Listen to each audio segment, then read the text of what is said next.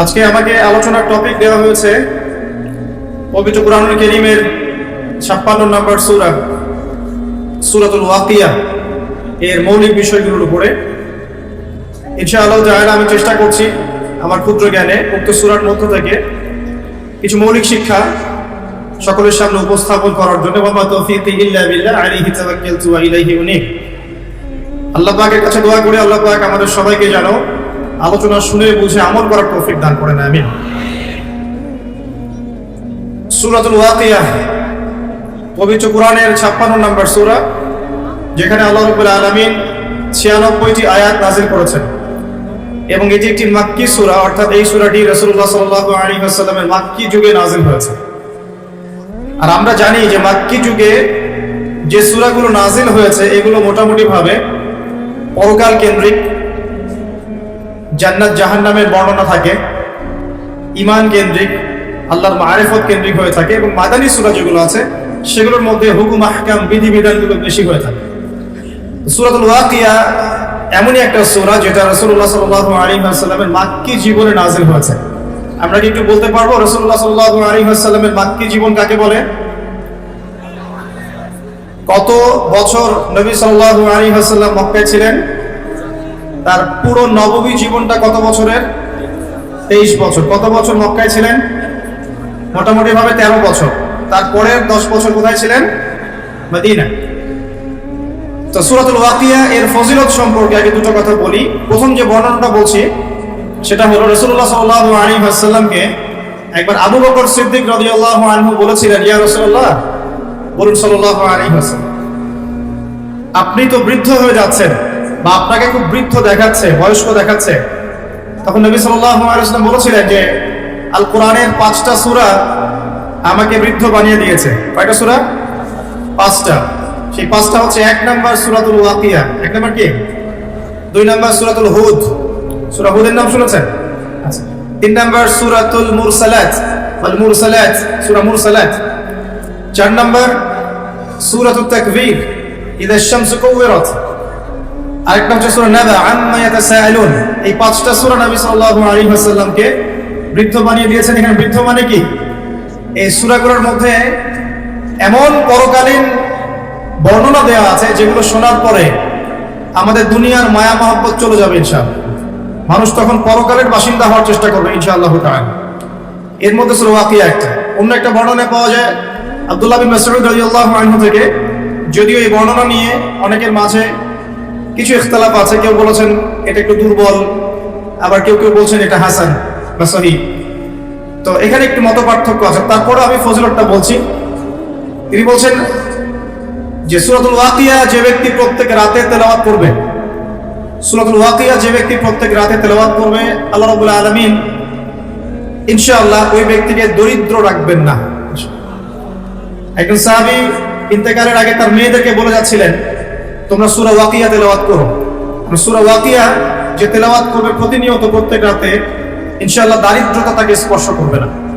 যদি আমরা প্রাচুর্য চাই এবং হালাল সম্পদের প্রাচুর্য চাই, আমাদের উচিত হবে সূরা ওয়াকিয়ার উপর আমল করা। আল্লাহ পাক তৌফিক দান করুন। এবার আসুন, এই সূরার মধ্যে মোটামুটি ভাবে 4টা থেকে 5টা অংশ আছে। প্রথম অংশটাতে আল্লাহ রাব্বুল আলামিন ইযা ওয়াকাআতিল ওয়াকিয়া এখান থেকে শুরু করে প্রায় 10 নম্বর আয়াত পর্যন্ত আল্লাহ রাব্বুল আলামিন এখানে কিয়ামতের কথা বলছেন, যে কিয়ামত অবশ্যম্ভাবী, এটা ঘটবেই, এ বিষয়ে কোনো সন্দেহ নাই। এবং কিয়ামত যখন ঘটবে তখন মানুষ 3টা দলে ভাগ হয়ে যাবে। কয়টা দল? 3টা। একটা হচ্ছে ডান পার্শ্বওয়ালা আসহাবুল ইয়ামিন, যারা আল্লাহ রাব্বুল আলামিনের ডান দিকে থাকবে। একদল হচ্ছে আসহাবুশ শিমাল, যারা আল্লাহ রাব্বুল আলামিনের বাম দিকে থাকবে। আর এখানে বলা হচ্ছে আসহাবুল মাইমানাতি ওয়া আসহাবুল মাশআমা, অর্থাৎ ডানপন্থী এবং বামপন্থী। দুনিয়াতে যেমন আছে না ডানপন্থী বামপন্থী, আল্লাহ রাব্বুল আলামিনের কাছেও কিয়ামতের মাঠে একদল মানুষ আল্লাহ পাকের ডান দিকে থাকবে, আরেকদল থাকবে আল্লাহ পাকের বাম দিকে। ডান দিকে যারা থাকবে ইনশাআল্লাহ তাআলা নিশ্চিত তারা জান্নাতি, আর বাম দিকে যারা থাকবে কোনো সন্দেহ নাই তারা জাহান্নামী। এছাড়া সম্পৃক্ত একটা হাদিস আছে যে মেরাজের রাতে যখন নবী সাল্লাল্লাহু আলাইহি ওয়াসাল্লাম আল্লাহ পাকের সাথে সাক্ষাতের জন্য গিয়েছিলেন, তখন প্রথম আসমানে তার সাথে দেখা হয়েছিল আমাদের পিতা, আদি পিতা আদম আলাইহিস সালাম। আদম আলাইহিস সালাম একবার ডান দিকে তাকাচ্ছেন, একবার বাঁ দিকে তাকাচ্ছেন। যখন তিনি ডান দিকে তাকান তখন হাসতে শুরু করেন, আর যখন বাদিকে তাকান তখন তিনি কাঁদতে শুরু করেন। এই দৃশ্যটা দেখে নবী সাল্লাল্লাহু আলাইহি ওয়াসাল্লাম জিবরাইল আলাইহিস সালামকে বলেছিলেন এর কারণ কি। তখন জিবরাইল আলাইহিস সালাম বলেছিলেন যে আদম আলাইহিস সালাম যখন ডান দিকে তাকান তখন তার সেই সব সন্তানদেরকে দেখতে পান যারা জান্নাতি, তখন তিনি হেসে ওঠেন, এবং যখন তিনি বাদিকে তাকান সেই সব সন্তানকে দেখতে পারেন যারা জাহান্নামী, এটা দেখে তিনি কেঁদে ওঠেন। এখানে আমরা সেটাই পাচ্ছি। আরেকটা দলের কথা এখানে বলা হয়েছে আস-সাবিকুন আস-সাবিকুন, অর্থাৎ অগ্রগামী, যারা প্রত্যেকটা ক্ষেত্রে অগ্রগামী। অর্থাৎ হাসরের মাঠে তিনটা দল দেখতে পারবো আমরা।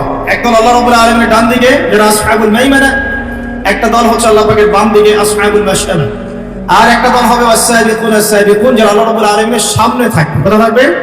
সামনে। এরা হচ্ছে অগ্রগামী। নবীগণ, সিদ্দিকগণ, শহীদগণ তারা এই শ্রেণীর অন্তর্ভুক্ত হবে ইনশাআল্লাহ। আল্লাহ, আমরা দোয়া করি আল্লাহ পাক যেন আমাদেরকে তাদের অন্তর্ভুক্ত হওয়ার তৌফিক দান করেন। এরপরে সূরার একটা ফেজ আছে। প্রথম ফেজ মানে অংশের মধ্যে এই বিষয়টা আপনি পাবেন। দ্বিতীয় অংশে গিয়ে আপনি পাবেন যে জান্নাতি যারা আসহাবুল মাইমানা, তাদের নিয়ামত কি দেয়া হবে, তাদেরকে আল্লাহ পাক কি কি নিয়ামত দিবেন, এটা আল্লাহ রাব্বুল আলামিন এই সূরার প্রায় 40 নম্বর আয়াত পর্যন্ত আলোচনা করেছে। ঠিক আছে। এরপর আল্লাহ রাব্বুল আলামিন 41 নম্বর আয়াত থেকে শুরু করেছেন বাম দিকওয়ালা যারা, তাদের কি কি শাস্তি হবে, এই শাস্তিগুলোর ডিটেইলস বর্ণনা সূরা ওয়াকিয়ার 41 নম্বর আয়াত থেকে শুরু করে মোটামুটি ভাবে 60 নম্বর আয়াত পর্যন্ত আপনি পাবেন। এরপরে 60-এর পর 61 নম্বর আয়াত থেকে একটা নতুন অধ্যায় শুরু হচ্ছে যে এই পৃথিবীতে আল্লাহ পাক আমাদেরকে যে নিয়ামতগুলো দিয়েছেন এগুলোর কথা আল্লাহ পাক স্মরণ করে দিচ্ছেন মোটামুটি ভাবে 74 নম্বর আয়াত পর্যন্ত। আর 75 নম্বর আয়াত থেকে শুরু করে শেষ পর্যন্ত আল্লাহ রাব্বুল আলামিন বলছেন কোরআন নাজিল হওয়া, কোরআনের গুরুত্ব, এর পবিত্রতা, মাহাত্ম্য এবং কোরআন অনুযায়ী আমলের গুরুত্ব এবং কোরআন অস্বীকারীদের পরিণতি, এবং শেষে গিয়ে আল্লাহ রাব্বুল আলামিন বলছেন এই তিন দলের মধ্যে কোন দলের পরিণতি কি হবে এবং আমরা কোন দলের অন্তর্ভুক্ত হতে চাই। এভাবে আল্লাহ রাব্বুল আলামিন সূরাটাকে শেষ করেছে। আমরা শুরুটা করতে চাচ্ছি শেষের অংশ থেকে, কারণ শেষের অংশের মধ্যেই মূল মেসেজটা আপনি পাবেন, পরেরগুলো আস্তে আস্তে আসবে রিলেটেড ভাবে। আমি শেষ থেকে শুরু করার চেষ্টা করছি, আল্লাহ পাক তৌফিক দান করুন, আমিন। আল্লাহ রাব্বুল আলামিন শেষের দিকে বলছেন 75 নম্বর আয়াতে, এখান থেকে বোঝার চেষ্টা করুন।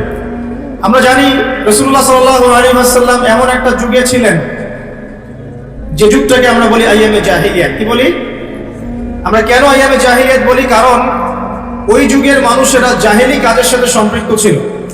প্রশ্ন আসবে কি কি কাজ তাহলে জাহেলি কাজ? উত্তর হচ্ছে ওই যুগের মানুষরা মোটামুটি ভাবে 5টা কাজ বেশি করতো। কয়টা কাজ ভাই? 5টা। একটু মনে রাখবেন, আমার সাথে একটু লাইভলি থাকেন। 1 নাম্বার, ওই যুগের মানুষরা শিরক করত। তাদের জীবনের প্রতিটা ক্ষেত্রেই তারা শিরকের পাপে নিমজ্জিত ছিল। 1 নাম্বার, তারা স্ট্যাচু ওয়ার্শিপ করত, মৃত মানুষের পূজা করত, তারা মাধ্যম পূজা করত, তারা কেউ কেউ নাস্তিকতায় বিশ্বাসী ছিল, কেউ বা আল্লাহ পাকের বিধান মানত না কিন্তু আল্লাহকে বিশ্বাস ঠিকই করত। তো শিরকের পাপ ছিল তাদের কমন পাপ, তারা প্রকৃতি পূজা করেছে। দ্বিতীয় পাপটা ছিল সুদ। ওই যুগের মানুষেরা রিবা বা সুদের সাথে সম্পৃক্ত ছিল। এটা ছিল ওই যুগের অর্থনৈতিক মহামারী। এরপরে ওই যুগের মানুষরা মাদক দ্রব্যের সাথে সংশ্লিষ্ট ছিল। সমাজের একটা বড় অংশের মানুষ মাদক দ্রব্য সেবন করত। চতুর্থ পাপটা ছিল নারীর অবমাননা। ওই যুগের মানুষেরা নারী জাতিকে খুব একটা মূল্যায়ন করতো না। আমরা জানেন কন্যা সন্তানকে জীবিত কবর পর্যন্ত দেওয়া হয়েছে। নারীদের বৈবাহিক তেমন কোনো অধিকার ছিল না, সম্পত্তির অধিকার তো অনেক দূরের কথা। জেনা ব্যভিচার একটা নিত্য নৈমিত্তিক ব্যাপার ছিল। ধর্ষণ, পরকীয়া, জেনা, ব্যভিচার, মেয়েদেরকে বিক্রি করা, এগুলো খুব কমন বিষয় ছিল। আর 5 নম্বর সমস্যা ছিল গোত্রীয় হানাহানি। সামান্য ইস্যুতেই বড় বড় যুদ্ধ হয়ে যেত বিভিন্ন গোত্রের মধ্যে। মূলত এই 5টাই ছিল আইয়ামে জাহিলিয়াতের সবচেয়ে বড় সমস্যা। এরকম একটা সমাজে নবী সাল্লাল্লাহু আলাইহি ওয়াসাল্লামকে আল্লাহ পাক নবী করে পাঠালেন, এবং 40 বছর পর্যন্ত কিন্তু ওহী আসেনি নবী সাল্লাল্লাহু আলাইহি ওয়াসাল্লামের কাছে। তারপরেও তিনি কোনোদিনও কোনো পাপের সাথে সম্পৃক্ত হন নাই। এখন সমাজের এই অসঙ্গতিগুলো নবী সাল্লাল্লাহু আলাইহি ওয়াসাল্লাম দূর করতে চাইতেন। এই কারণে যুবক বয়সে তিনি হিলফুল ফুজুর তৈরি করেছিলেন। কিন্তু হিলফুল ফুজুর সমাজের পুরো পাপের যে শেকড়, এটাকে উপড়ে ফেলতে সক্ষম হয়নি। কারণ একটা সমাজকে সংস্কার করতে হলে, অন্ধকারাচ্ছন্ন একটা সমাজকে আলোকিত করতে হলে মানুষের মস্তিষ্ক প্রসূত জ্ঞান, বিদ্যা আর বুদ্ধি যথেষ্ট নয়। প্রয়োজন হচ্ছে আল্লাহ পাকের পক্ষ থেকে ওহীর জ্ঞান। কি প্রয়োজন বলেন? আল্লাহ পাকের পক্ষ থেকে ওহীর জ্ঞান, কিন্তু সেই ওহীর জ্ঞান কিন্তু 40 বছর পর্যন্ত আসেনি। এসেছে 40 বছরে গিয়ে নবী সাল্লাল্লাহু আলাইহি ওয়াসাল্লাম যখন হিরা গুহায় আছেন, তখন তার কাছে আসলো প্রথম সূরা আলাকের 5টি আয়াত, ইকরা বিসমি রাব্বিকাল্লাযী খালাক, তারপর কি খালাকাল ইনসানা মিন আলাক, ইকরা ওয়া রাব্বুকাল আকরাম আল্লাযী আল্লামা বিল কলম আল্লামাল ইনসানা মা লাম ইয়ালাম। আগে একটু এটা অর্থগুলো দেখি। আল্লাহ পাক বলছেন যে সমাজটা আপনি পরিবর্তন করতে যাচ্ছেন, এই সমাজের পরিবর্তন এভাবে হবে না। আগে কি করতে হবে? ইকরা, আগে পড়তে হবে। কি পড়তে হবে? বিসমি রাব্বিকাল্লাযী খালাক, আপনার সেই রবের নামে যিনি আপনাকে সৃষ্টি করেছেন, যে জ্ঞান আপনাকে আল্লাহ পর্যন্ত পৌঁছে দিবে, সেই জ্ঞান চর্চা আপনাকে করতে হবে। এটা এক নাম্বার। 2, খালাকাল ইনসানা মিন আলাক, যে আল্লাহ মানুষকে আলাক থেকে সৃষ্টি করেছেন, অর্থাৎ মানুষ এমনি এমনি পৃথিবীতে আসে নাই, তার একজন সৃষ্টিকর্তা আছেন। ইকরা ওয়া রাব্বুকাল আকরাম, আপনি পড়ুন আপনার সেই রবের নামে যিনি মহান, মহিমান্বিত, মহা সম্মানিত। আল্লাযী আল্লামা বিল কলম, যিনি মানুষকে কলম দ্বারা জ্ঞান শিক্ষা দিয়েছেন। পড়ার সাথে লেখার সম্পর্ক আছে। আল্লামাল ইনসান মা লাম ইয়ালাম, মানুষকে সেই জ্ঞান শিক্ষা দিয়েছেন যা মানুষ জানতো না। আল্লাহ পাক আদম আলাইহিস সালামকে সৃষ্টি করেই প্রথমে তাকে সমস্ত নাম শিক্ষা দিয়েছেন। ওয়া আল্লামা আদামাল আসমাআ কুল্লাহা, আল্লাহ পাক বলেন আমি আদমকে সমস্ত নাম শিক্ষা দিয়েছি। তার মানে আদম আলাইহিস সালাম সৃষ্টিগতভাবে জ্ঞানী ছিলেন না, আল্লাহ পাক তাকে জ্ঞান দিয়েছেন। অর্থাৎ আমরা যারা পৃথিবীতে আছি, আমরা সৃষ্টিগতভাবে জ্ঞানী নই, আল্লাহ পাক আমাদেরকে জ্ঞান দিয়েছেন। এবং এই জ্ঞান কিভাবে আসে? ওহীর জ্ঞান, ওহীর মধ্য দিয়ে আসে। আল্লাহ রাব্বুল আলামিন প্রত্যেক যুগে যুগে নবীগণকে পাঠিয়েছেন, রাসূলগণকে পাঠিয়েছেন এবং তাদের উপর ওহী নাযিল করেছেন। সেই জ্ঞানটা ছড়িয়ে পড়েছে আদম সন্তানদের মধ্য থেকে, এবং সেই জ্ঞানের চর্চায় আমরা এখন সমাজ সংস্কারের প্রয়াস পাই, আলহামদুলিল্লাহ। প্রিয় ভাইয়েরা, নবী সাল্লাল্লাহু আলাইহি ওয়াসাল্লামের উপর এই যে প্রথম কোরআন নাযিলটা শুরু হলো, এটা ছিল রমাদান মাসে এবং লাইলাতুল কদরে। এরপরে বিভিন্ন সময়ে প্রায় 23 বছর ধরে বিভিন্ন ঘটনার পরিপ্রেক্ষিতে এক এক সময় এক একটা বিধান এবং আয়াত নাযিল হয়েছে। এভাবে 23 বছর পর যখন এই কোরআন এবং তার ব্যাখ্যা হাদিসকে কেন্দ্র করে নবী সাল্লাল্লাহু আলাইহি ওয়াসাল্লাম সমাজ সংস্কার করা শুরু করবেন, 23 বছর পর আমরা দেখলাম যে মক্কার মধ্যে কোনো প্রকার শিরকের বালাই নাই, আলহামদুলিল্লাহ। আমরা দেখলাম যে মক্কায় কোনো সুদ বা রিবা বলতে কিছু নাই। আমরা দেখলাম যে মক্কায় মাদক দ্রব্য বলতে কিছু নাই, মক্কায় জেনা ব্যভিচার নাই, মক্কায় কোনো গোত্রীয় হানাহানি নাই, কোনো নারী জাতির কোনো অবমাননাও নাই। অর্থাৎ পুরো অন্ধকারাচ্ছন্ন সমাজটা আলোকিত হলো কিসের কারণে, কিসের মাধ্যমে? আল্লাহ পাকের ওহীর মাধ্যমে। সেই ওহীটা কি? যেটা আমার হাতে দেখছেন, আল কোরআনুল কারীম। আল্লাহ পাকের ওহীটা কি? আল কোরআনুল কারীম, এবং তার ব্যাখ্যায় কি আছে? সুন্নাহ আছে, নাকি সুন্নাহ নাই? কোরআন এবং সুন্নাহ একত্রিত হয়েই তো ওহী।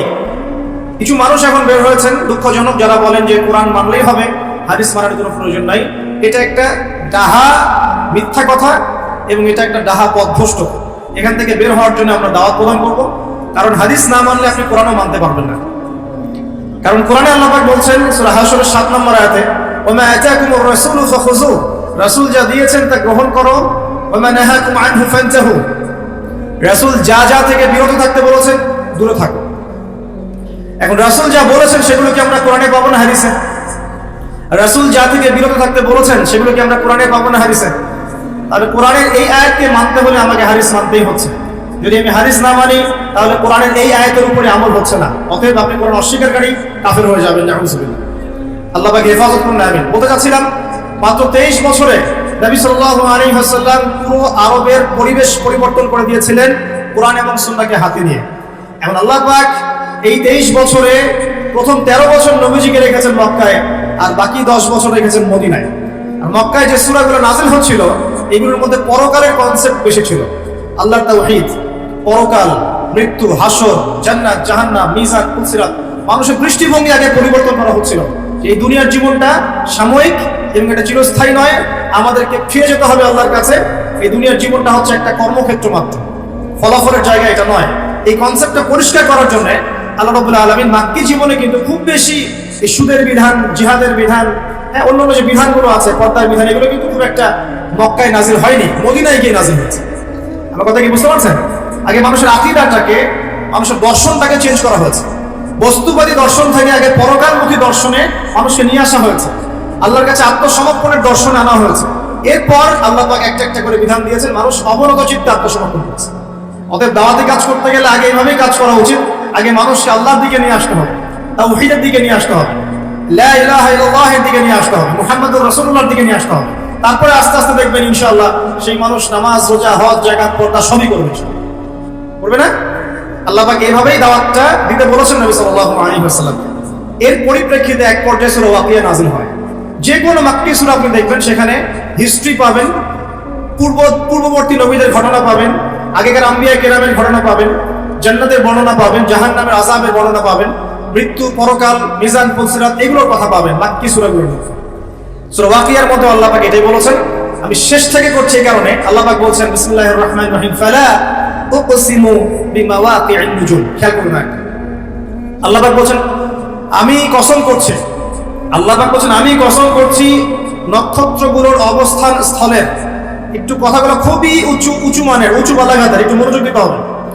আল্লাহ পাক বলছেন যে আমি কসম করছি নক্ষত্রগুলোর অবস্থান স্থলের। এটা একটা বিশাল কসম। ইন্নাহু লাকাসামুন লাউ তা'লামুন আযীম। আর আমি এখন যে কসমটা করলাম এই কসমটা একটা বিশাল বিষয়ের কসম, কিন্তু তোমরা এটা বুঝতে পারছো না। কিভাবে বিশাল বিষয় আগে এটা বোঝেন। নক্ষত্রের অবস্থানগুলো এত সূক্ষ্ম, যদি কখনো আপনি আকাশের তারা দেখে থাকেন এবং অ্যাস্ট্রোনমি সম্পর্কে আপনার কোনো সামান্য ধারণা থেকে থাকে, আপনি বুঝতে পারবেন যে এই মহাবিশ্বে আমাদের আকাশে যে তারাগুলো দেখা যায় এই তারাগুলোর অবস্থান খুবই সূক্ষ্ম। এক একটার থেকে এক একটা ডিস্টেন্স যদি 1 ইঞ্চিও কম বেশি হয়ে যায় এই অভিকর্ষ বল, মহাকর্ষ বলটা কলাপস করবে। এত সূক্ষ্ম। আমরা এখন বলি না যে বিজ্ঞান থেকে মহাবিশ্ব সৃষ্টি হয়েছে, কেউ সৃষ্টি করে নাই, নাউযুবিল্লাহ। অথচ এই মহাবিশ্বের প্রতিটা গ্রহ, নক্ষত্র, গ্যালাক্সি, সৌরজগৎ, চন্দ্র, সূর্য, পৃথিবী এগুলো এত সূক্ষ্ম গাণিতিক ব্যাখ্যায় আছে, এত সূক্ষ্ম গাণিতিক সূত্র মেনে চলে, যার একটু ডানে বামে গেলেই মহাবিশ্ব কলাপস করে যাবে। শুধু যদি সূর্যটাকে 1 হাত এগিয়ে দেওয়া হয় তাহলে এই পৃথিবীর অর্ধেকের বেশি জায়গা মরুভূমি হয়ে যাবে। আর যদি সূর্যটাকে 1 হাত পিছিয়ে দেওয়া হয় তাহলে এই পৃথিবীর একটা বড় অংশ বরফের চাদরে ঢেকে যাবে। শুধু যদি চাঁদকে একটু এগিয়ে দেওয়া হয় পৃথিবীর একটা বড় অংশ সমুদ্রের পানিতে ভেসে যাবে। আর চাঁদকে যদি একটু পিছিয়ে দেওয়া হয় ভাটা পড়ে যাবে, সাগরের স্রোত পাবেন না আপনি। কথাগুলো বুঝতে হলে আপনাকে অ্যাস্ট্রোনমি জানতে হবে, কিছুটা হলেও আপনাকে এগুলো পড়াশোনা করতে হবে। আল্লাহ পাক বলছেন তারাগুলোর অবস্থানের কসম করছি আমি আল্লাহ। আর তোমরা যদি জানতে যে কসমটা কত বিশাল, অর্থাৎ এটা একটা বিশাল মানের কসম, তারাগুলোর অবস্থানের কসম। এখানে কোরআনের আয়াতকে তারার সাথে তুলনা কেন করা হচ্ছে একটা বিষয় আছে। আপনি যদি তারাগুলোর অবস্থান স্থল মেলাতে পারেন আপনি পথ খুঁজে পাবেন। মনে করেন পৃথিবীতে কোনো ঘড়ি নাই, সব শেষ, আপনি সমুদ্রে চলাফেরা করছেন, কোন দিক পূর্ব, কোন দিক পশ্চিম, কোনটা উত্তর, কোনটা দক্ষিণ আপনি বুঝতে পারবেন অনলি তারা দেখে, আর কোনো সুযোগ নাই। আগেকার নাবিকরা এইভাবে তারা দেখে পথ চলত। একটু রিল্যাক্সে যদি রাতের বেলা তারা দেখতে পারেন আপনি দেখবেন আপনি খালি চোখেই বুঝতে পারবেন তারাগুলোর মধ্যে একটা গাণিতিক সূত্র আছে। যদি আপনি জ্যামিতি বুঝে থাকেন, এক একটা থেকে একটা ডিস্টেন্স, তার থেকে আরেকটা ডিস্টেন্স দেখবেন সমান। কারোর সাথে ত্রিভুজ আকৃতি, কারোর সাথে চতুর্ভুজের আকৃতি, কারোর সাথে বর্গাকৃতি তারাগুলো আছে, এত সূক্ষ্ম হবে। আল্লাহ পাক এগুলো এমনি এমনি সৃষ্টি করেন নাই। আল্লাহ পাক বলেছেন এই তারাগুলো হিফজন, মানে এগুলো শয়তানকে প্রতিহত করে দেয়। শয়তান যদি উপরে উঠে খবর নেওয়ার জন্য আল্লাহ পাক এরকম উল্কাপিণ্ড নিক্ষেপ করেন তাদের পিছনে। আল্লাহ পাক বলছেন তারাগুলোর অবস্থান স্থিতি তোমাদেরকে পথ দেখাবে, ঠিক যেমন কোরআনের আয়াতগুলো তোমাদেরকে পথ দেখায়। এখানে একটা বিষয় বোঝার চেষ্টা করুন। আপনি যদি তারাগুলোর অবস্থান মেলাতে পারেন তাহলে যেমন আপনি পথ খুঁজে পাবেন, ঠিক তেমনি আপনি যদি কোরআনের এক আয়াতকে আর এক আয়াতের সাথে মেলাতে পারেন তাহলে হেদায়েত খুঁজে পাবেন। আমি কি বুঝাতে পারছি? এক তারা আরেক তারার অবস্থান মিলিয়ে যদি আপনি পথ খুঁজতে পারেন, ঠিক একইভাবে কোরআনের একটা আয়াতকে আরেকটা আয়াতের সাথে মেলালে আপনি একটা হেদায়েতের পথ খুঁজে পাবেন। এই কারণে তারাগুলোর সাথে কোরআনের আয়াতকে তুলনা করা হচ্ছে। আল্লাহ পাক বলছেন এই বিশাল কসম করে আমি বলছি কি। আচ্ছা, একটা কথা, আল্লাহ পাক কেন কসম করেন? আল্লাহ রাব্বুল আলামিন সবসময় এমন কিছুই কসম করেন যেটা খুব বেশি ইম্পর্টেন্ট। আল্লাহ পাক অহেতুক কোনো কিছু কসম করেন না। আল্লাহ পাক বলছেন বলে আসলে সময়ের কসম, মানে সময়টা খুব ইম্পর্টেন্ট জিনিস। আল্লাহ পাক বলছেন তিন ফলের কসম, 3 ফল গুরুত্বপূর্ণ। জাইতুন ইম্পর্টেন্ট, তুরি সিনিন, তুর পাহাড়, সিনাই পাহাড় ইম্পর্টেন্ট। দুহা অপরাহ্নের শপথ, লাইল রাতের শপথ। ঠিক আছে? আল্লাহ পাক কোনো ক্ষেত্রে ফালা ওয়ারাব্বুক, তোমার রবের কসম এটাও বলেছেন, নিজের কসম নিজে করেছেন। তো আল্লাহ পাক নিঃসন্দেহে সেই বিষয়ের কসম করেন যেটা আমাদের কাছে অনেক বেশি ইম্পর্টেন্ট। এখানে আল্লাহ পাক বলছেন আমি আকাশের তারার অবস্থান স্থলের কসম করছি। কসম করে বলছি, বিশাল বিষয়ের কসম করে আল্লাহ পাক একটা বড় কথাই বলতে যাবেন। একটা বড় বিষয়ে এর কসম করে নিশ্চয়ই একটা বড় কথা আসবে, এটা স্বাভাবিক, তাই না? আমরা যখন বলি আল্লাহর কসম করে বলছি এটা, আল্লাহর কসম করে বলছি ওইটা, তাহলে আল্লাহর কসম করলে আপনাকে তো একটা বড় কথাই বলতে হবে নাকি? সামান্য একটা বিষয় তো আপনি আল্লাহর কসম করবেন না, করবেন? একটা বিষয় মনে রাখবেন, মান হালাফা বিগাইরি ইসমিল্লাহি ফাকাদ কাফার, কেউ যদি আল্লাহ রাব্বুল আলামিন ছাড়া অন্য গায়রুল্লাহর নামে কসম করে সে ব্যক্তি কুফর করলো। কেউ যদি আল্লাহ ছাড়া অন্য কারো নামে কসম করে সে ব্যক্তি কুফরি করলো। যদি জীবনে কসম করতেই হয় আল্লাহ পাকের নামে করবেন, আর যদি আল্লাহর নামে কসম করেন তাহলে সত্য কথা বলতে হবে। আর আল্লাহর নামে কসম করে যদি আপনি মিথ্যা কথা বলেন তাহলে কাফারা দেওয়া লাগবে, ঠিক আছে? আল্লাহ পাক এখানে বড় কসম করে বলছেন যে ইন্নাহু লাকুরআনুল কারীম, নিঃসন্দেহে এই যে কোরআন এটা মহিমান্বিত, ফি কিতাবিম মাকনুন, এটা ওই যে সুরক্ষিত একটা কিতাব, সেখানে লিখিত আছে। কোন কিতাব এটা? লাওহে মাহফুজ, নাম শুনেছেন কি? আল কোরআন লাওহে মাহফুজে, সেখান থেকে প্রথম আসমানে এসেছে লাইলাতুল কদরে, একবারে নাযিল করা হয়েছে। এই প্রথম আসমান থেকে দীর্ঘ 23 বছর বিভিন্ন ঘটনা এবং কালের প্রেক্ষিতে কোরআনের বিভিন্ন অংশ নাযিল হয়েছে। প্রথম নাযিল হয়েছে লাওহে মাহফুজ থেকে প্রথম আসমানে, তারপর সেখান থেকে বিভিন্ন ঘটনার প্রেক্ষিতে নবী সাল্লাল্লাহু আলাইহি ওয়াসাল্লামের কাছে। আল্লাহ পাক সেটাই বলছেন এই কোরআন হচ্ছে মাকনুন, আর লা ইয়ামাসসুহু ইল্লাল মুতাহহারুন, এই কোরআন পবিত্র ব্যক্তি ছাড়া বা সত্তা ছাড়া কেউ স্পর্শ করতে পারে না। কারণ কাফেররা বলতো নাউযুবিল্লাহ, মুহাম্মদ সাল্লাল্লাহু আলাইহি ওয়াসাল্লামের কাছে যা নাযিল হচ্ছে শয়তান নাকি তার উপর ওহী করছে, নাউযুবিল্লাহ। আমার কথা কি বুঝতে পারছেন? আল্লাহ পাক এখানে যুক্তি খণ্ডন করছেন, জি না, শয়তানের পক্ষ থেকে এটা আসে নাই, বরং শয়তান অপবিত্র সত্তা, পবিত্র কালাম স্পর্শ করতে পারে না। এখান থেকে একটা মাসআলাও আসবে, যখন আপনি কোরআন স্পর্শ করবেন তখন অবশ্যই ওযু করে নেবেন। অনেকে এটা নিয়ে ইখতিলাফ করেন, ওযু না থাকলেও ধরা যায়, বা ছোট নাপাকির ক্ষেত্রে ধরা যায়, বড় নাপাকিতে ধরা যায় না। ওই ইখতিলাফে আমি যাচ্ছি না। আমি ব্যক্তিগতভাবে যা আমল করার চেষ্টা করি, আমার কাছে যেটা বেশি অথেন্টিক মনে হয় সেটা আমি আপনাকে বলছি। ওযু ছাড়া কোরআন স্পর্শ করবেন না। কোরআন তেলাওয়াত করতে হলে, স্টাডি করতে হলে অবশ্যই ওযু করে নিয়ে বসবেন ইনশাআল্লাহ। আল্লাহ পাক বলছেন লা ইয়ামাসসুহু ইল্লাল মুতাহহারুন, পবিত্র সত্তা ছাড়া কোরআন কেউ স্পর্শ করে না। এটা কি? তানজিলুম মির রাব্বিল আলামিন, আল কোরআন তোমার রব মানে মহাবিশ্বের প্রতিপালক আল্লাহর পক্ষ থেকে নাযিল হয়েছে। কোরআন কারো মন গড়া কথা নয়, কোনো অলিক গল্প উপন্যাস নয়। কোরআনুল কারীম কোনো জিন শয়তানের পক্ষ থেকে আসে নাই, এটা কোনো নিজের হাতে রচিত কোনো কিতাব নয়। আগেকার তাওরাত, জাবুর, ইনজিল থেকে কপি করা হয়নি, বরং কোরআন রব্বুল আলামিনের পক্ষ থেকে কি হয়েছে? নাযিল হয়েছে। আল্লাহ পাক বলেন আফা বিহাদাল হাদিসি আনতুম মুদহিনুন, তোমরা কি এই যে হাদিস, কোরআনকে এখানে হাদিস বলা হচ্ছে, হাদিস মানে কিন্তু বাণী, কোরআনকে বলা হচ্ছে এই বাণী বা এই হাদিসকে কি তোমরা এড়িয়ে যাচ্ছ? আল্লাহ পাক বলেন ওয়া তাজআলুনা রিজকাকুম আন্নাকুম তুকাযযিবুন, এই কথাটা ভালো করে শুনুন। আল্লাহ পাক বলেন কোরআনকে অস্বীকার করাই কি তোমরা তোমাদের রিজিক বানিয়ে নিয়েছো? আজকের বিশ্বে যত মানুষ রিজিক পাচ্ছে বেশিরভাগ কোরআন অস্বীকার করে রিজিক পাচ্ছে। বুঝতে পারছেন না? মনে হয় কোরআন এবং তার সাথে বিরোধিতা করে মানুষ রিজিক কামাই করছে না? মানুষ সুদের মধ্যে রিজিক পাচ্ছে, কোরআনকে পাশ কাটিয়ে যাচ্ছে। মানুষ ঘুষের মধ্যে রিজিক নিচ্ছে, কোরআন পাশ কাটিয়ে যাচ্ছে। মানুষ দুর্নীতি করে রিজিক নিচ্ছে, কোরআন পাশ কাটিয়ে যাচ্ছে। কোন কোন ক্ষেত্রে ইসলামের বিরোধিতা করাটাকেই রিজিক বানিয়ে নিয়েছে মানুষ, তাই নাই? কত মানুষ বই লিখছে ইসলামের বিরুদ্ধে, টকশো করছে ইসলামের বিরুদ্ধে, বক্তব্য দিচ্ছে ইসলামের বিরুদ্ধে, সংগঠন চালাচ্ছে ইসলামের বিরুদ্ধে। মানে আল্লাহ পাক বলছেন তোমরা কি কোরআনের বিরোধিতা করাটাকেই রিজিক বানিয়েছো? কত চমৎকার কথা, তাই না? বাস্তবে তাই হচ্ছে না? বাস্তবে এটাই হচ্ছে। খুব কম সংখ্যক মানুষ বাদ দিয়ে বেশিরভাগ তারা বিরোধিতা করেই রিজিক অর্জন করার চেষ্টা করছে। আল্লাহ পাক আমাদেরকে বোঝার তৌফিক দান করুন, আমিন। আল্লাহ পাক বলেন ফালাউলা ইযা বালাগাতিল হুলকুম, কতদিন করবে এভাবে, কতদিন চলবে এভাবে? ফালাউলা ইযা বালাগাতিল হুলকুম, ওই কথা স্মরণ করো যখন তোমাদের প্রাণ জানটা চলে আসবে। হুলকুমে, হুলকুম কোনটা? যেখান থেকে আপনি হা আইন এগুলো উচ্চারণ করেন, তাই না? নাকি উস্তাদরা আছেন না এখানে? এটা হুলকুম। বাই দ্য ওয়ে, এখন অবশ্য একটা যুগ চলছে, এখন শায়েখ হতে কোরআন তেলাওয়াত করা শেখা লাগে না, এমনি মানুষ শায়েখ হয়ে যেতে পারে, এটা আলাদা বিষয়। তবে কোরআন বিশুদ্ধ করে তেলাওয়াত করা শিখতে হবে না? হুলকুম থেকে যে অক্ষরগুলো আসে আমরা তো জানি। আল্লাহ পাক বলছেন তোমাদের প্রাণ যখন হুলকুমে চলে আসবে সেই সময় তোমরা বুঝতে পারবে। কি বুঝবে? ওয়া আনতুম হিনা ইযা তানজুরুন, তোমরা তখন ফেলফেল করে তাকিয়ে থাকে না মানুষ? কেউ যখন মারা যাচ্ছে আপনার সামনে, কারো কিছু করার আছে? আশপাশের মানুষ ফেলফেল করে তাকিয়ে থাকে না? কিচ্ছু করার নাই।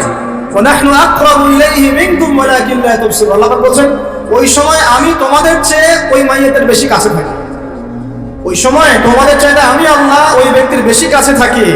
ফালাউলা ইন কুনতুম গায়রা মাদিনিন, তোমরা কি আমার কর্তৃত্বের অধীনে নাও? তারজিউনাহা ইন কুনতুম সাদিকিন, যদি এখন ক্ষমতা থাকে যে আল্লাহ যে কোরআন যে ইসলামকে অস্বীকার করলা, এখন ক্ষমতা থাকলে সেই প্রাণটাকে ফিরাই দাও দেখি। আল্লাহর কথা কি বুঝতে পারছেন? আল্লাহ পাক বলছেন তোমরা কি কোরআন এর বিরোধিতা করাটাকে রিজিক বানিয়েছো? করতে থাকো, কিন্তু যখন তোমাদের প্রাণ কণ্ঠাগত হবে তখন তোমরা ফেল ফেল করে তাকিয়ে থাকবে, কিছুই করতে পারবে না। ওই সময় আমি আল্লাহ ওই ব্যক্তির কাছে থাকি তোমাদের চাইতে, আর তোমরা যদি আমার কর্তৃত্বের বাইরেই থাকো তাহলে ওর জানটাকে ফিরাই নিয়ে আসো দেখি। কথা বলে কি বুঝতে পারছেন? আমি আসলে কোরআন অনুবাদ করতেও পারছি না এবং ব্যাখ্যা করতে পারছি না, আমার অপারগতা। আমি এখন এই বয়সে এসে ফিল করি যে আমি আসলে ইসলামের মনে হয় 5 থেকে 10% জ্ঞান অর্জন করতে পারি না। আমার কাছে এই ফিল, আমি যত বেশি জ্ঞান অর্জনের সাগরে ডুব দিয়েছি বা দিচ্ছি, আমার কাছে এটাই মনে হচ্ছে যে আমি এখন পর্যন্ত 10% জ্ঞান অর্জন করতে পারি নাই, এখনো ডুবি দিতে পারি নাই। মণিমুক্ত আহরণ করে কিভাবে আপনাদের সামনে উপস্থাপন করবো এটা আমার জানা নেই, তবে আমি আমার জায়গায় চেষ্টা করছি। আর কোরআন এত উচ্চ মানের একটা কিতাব যেটার ব্যাখ্যা করার আমাদের পক্ষে আসলে পসিবল না। কোরআন ব্যাখ্যা করা বা এর আয়াতের যে মর্ম সেটা আপনাকে বুঝিয়ে দেয়া আসলে আমার পক্ষে পসিবল না। আমি মনে করি এটা কারো পক্ষেই পসিবল, আমি মনে করি না এটা কারো পক্ষেই পসিবল। কোরআনের এক্সাক্ট মিনিংটা, এক্সাক্ট বালাগাত এবং বুঝটাকে আপনার কলিজায় ঢুকাই দিবে, এটা আমার মনে হয় না কারো পক্ষে পসিবল। একজন ব্যক্তি তার পক্ষে সম্ভব ছিল, তিনি ছিলেন আমাদের প্রিয় নবী মুহাম্মদ রাসূলুল্লাহ সাল্লাল্লাহু আলাইহি ওয়াসাল্লাম এবং তার সাহাবায়ে কেরাম রাদিয়াল্লাহু আনহুম যা শিখেছেন যদি তাদেরকেও পেতাম তাহলে হয়তো কিছু আমরা অ্যাচিভ করতে পারতাম, তারপরে জেনারেশনকে যদি পেতাম তাও কিছু অ্যাচিভ করতে পারতাম। এখন 1400 বছর পরে সেই কিতাব নিয়ে আমরা স্টাডি করছি, আর আমরা যারা এখন বেঁচে আছি আমাদের মধ্যে কি সেই নূর আর মারিফত আছে যা নবী এবং সাহাবীদের যুগে ছিল? তাহলে কিভাবে আমি আপনাকে কোরআনের পুরো অথেন্টিসিটি এবং এই ইন্টারপ্রিটেশন আপনাকে বোঝাবো কিভাবে? আসলে আমার পক্ষে সম্ভব না, চেষ্টা করছি, শুধু অনুবাদ করে শোনাতে পারছি, আমি ব্যাখ্যা আপনার সামনে করতে পারছি না। আল্লাহ পাক মাফ করুন। আল্লাহ পাক শেষে গিয়ে বলছেন যে কোরআন বিরোধিতা করাটাকেই কি তোমরা রিজিক বানিয়ে নিয়েছো? জেনে রেখো, যদি কোরআনের বিরোধিতা করতে থাকো একদিন তোমাদের মৃত্যু আসবেই। যেদিন আসবে সেদিন কণ্ঠ নালীর কাছে চলে আসবে তোমাদের প্রাণ। ওই দিন আশপাশে বহু মানুষ থাকলেও কেউ তোমাদের কোনো উপকার করতে পারবে না, সবাই ফেল ফেল করে তাকিয়ে থাকবে। তোমার নিয়ন্ত্রণ আমার হাতে থাকবে, এবং যদি ক্ষমতা থাকে আর তোমরা যদি আমার কর্তৃত্বের বাইরেই থেকে থাকো তাহলে ওই আত্মাটাকে ফেরত দিয়ে দেখিও সেদিন ধরে তোমাদের ক্ষমতা থাকে। আমরা কি পারবো? অতএব আমাদের উচিত হবে কি? আল কোরআনের সামনে কি করা? আত্মসমর্পণ করা, নত হওয়া। এখন নত হওয়া মানে কি সেটা আমি 6টা সেন্টেন্সে বলছি আপনাকে। আল কোরআনের সামনে আত্মসমর্পণ করা বা নত হওয়ার মানেটা কি এটা আমি আপনাকে 6টা সেন্টেন্সে ব্যাখ্যা করছি। 1 নাম্বার, আমরা যারা বেঁচে আছি উম্মতে মুহাম্মাদি, আমাদের প্রত্যেকের উচিত হবে আল কোরআন আগে বিশুদ্ধ করে তেলাওয়াত করতে শেখা। এটা আমাদের প্রথম কাজ, শিখবো ইনশাআল্লাহ। আল্লাহ পাক তৌফিক এনায়েত করুন। এটা হচ্ছে ইসলামের পড়াশোনার একদম বেসিক প্রাইমারি স্টেজ। কোরআন তেলাওয়াত করা শেখাটা হচ্ছে দ্বীনের পড়াশোনার একদম বেসিক স্টেজ। এরপরে আসে কোরআনের অনুবাদ শেখার ব্যাপার, কোরআনের আরবি ব্যাকরণ শেখার ব্যাপার, নাহু সরফ শেখার ব্যাপার, বালাগাত শিখতে হয়, তারপরে হাদিস আছে, তারপরে আপনার এই যে আকীদা আছে, ফিকহের বইগুলো আছে, উসুলের বইগুলো আছে, তারপরে আস্তে আস্তে বড় বড় কিতাবগুলো আপনাকে পড়তে হয়। তো এই যে সিলেবাসটা আপনার সামনে আছে, এই সিলেবাসটা কভার করার প্রথম স্টেজটা কি? আগে আপনাকে আল কোরআন বিশুদ্ধ করে তেলাওয়াত শিখতে হবে। নবী সাল্লাল্লাহু আলাইহি ওয়াসাল্লাম বলেছেন, খায়রুকুম মান তাআল্লামা আল কোরআন ওয়া আল্লামা, তোমাদের মধ্যে সেই ব্যক্তি শ্রেষ্ঠ, উত্তম যে ব্যক্তি নিজে আল কোরআন শিখে অন্যকে শেখায়। নবী সাল্লাল্লাহু আলাইহি ওয়াসাল্লাম একটা হাদিসে বলেছেন, আল্লাযী ইয়াকরাউল কোরআন ওয়া হুয়া মাহিরুন বিহি, যে ব্যক্তি কোরআন তেলাওয়াত করে এবং তার উপর দক্ষ হয়, মাহির হয়, মা'আস সাফরাতিল কিরামিন বাররা, সেই ব্যক্তি পরকালে সম্মানিত ফেরেশতাদের সাথে হাসর করবে ইনশাআল্লাহ। ওয়াল্লাযী ইয়াকরাউল কোরআন, এবং যে ব্যক্তি কোরআন তেলাওয়াত করে ওয়া ইয়াতাআতাউ ফি, এবং কোরআন তেলাওয়াত করতে গিয়ে আটকে যায়, তাতা করে মানে আটকে যায়, জিহ্বায় আসে না, ওয়া হুয়া আলাইহি শাক, তার উপরে এটা কঠিন হয়ে যায়, তারপরেও সে চেষ্টা করে, ফালাহু আজরান, তার জন্য ডাবল পুরস্কার আছে ইনশাআল্লাহ। নবী সাল্লাল্লাহু আলাইহি ওয়াসাল্লাম বলেন, মান ক্বারা হারফাম মিন কিতাবিল্লাহি ফালাহু হাসানা, কেউ যদি কোরআনের একটা হরফও তেলাওয়াত করে তার জন্য হাসানা বা নেকি থাকবে। আল হাসানাতু কা'আশরি আমসালিহা, আর একটা হাসানা 10 দিয়ে গুণ করা হবে, মানে একটা হরফ তেলাওয়াত করে 10 নেকি পাবেন ইনশাআল্লাহ।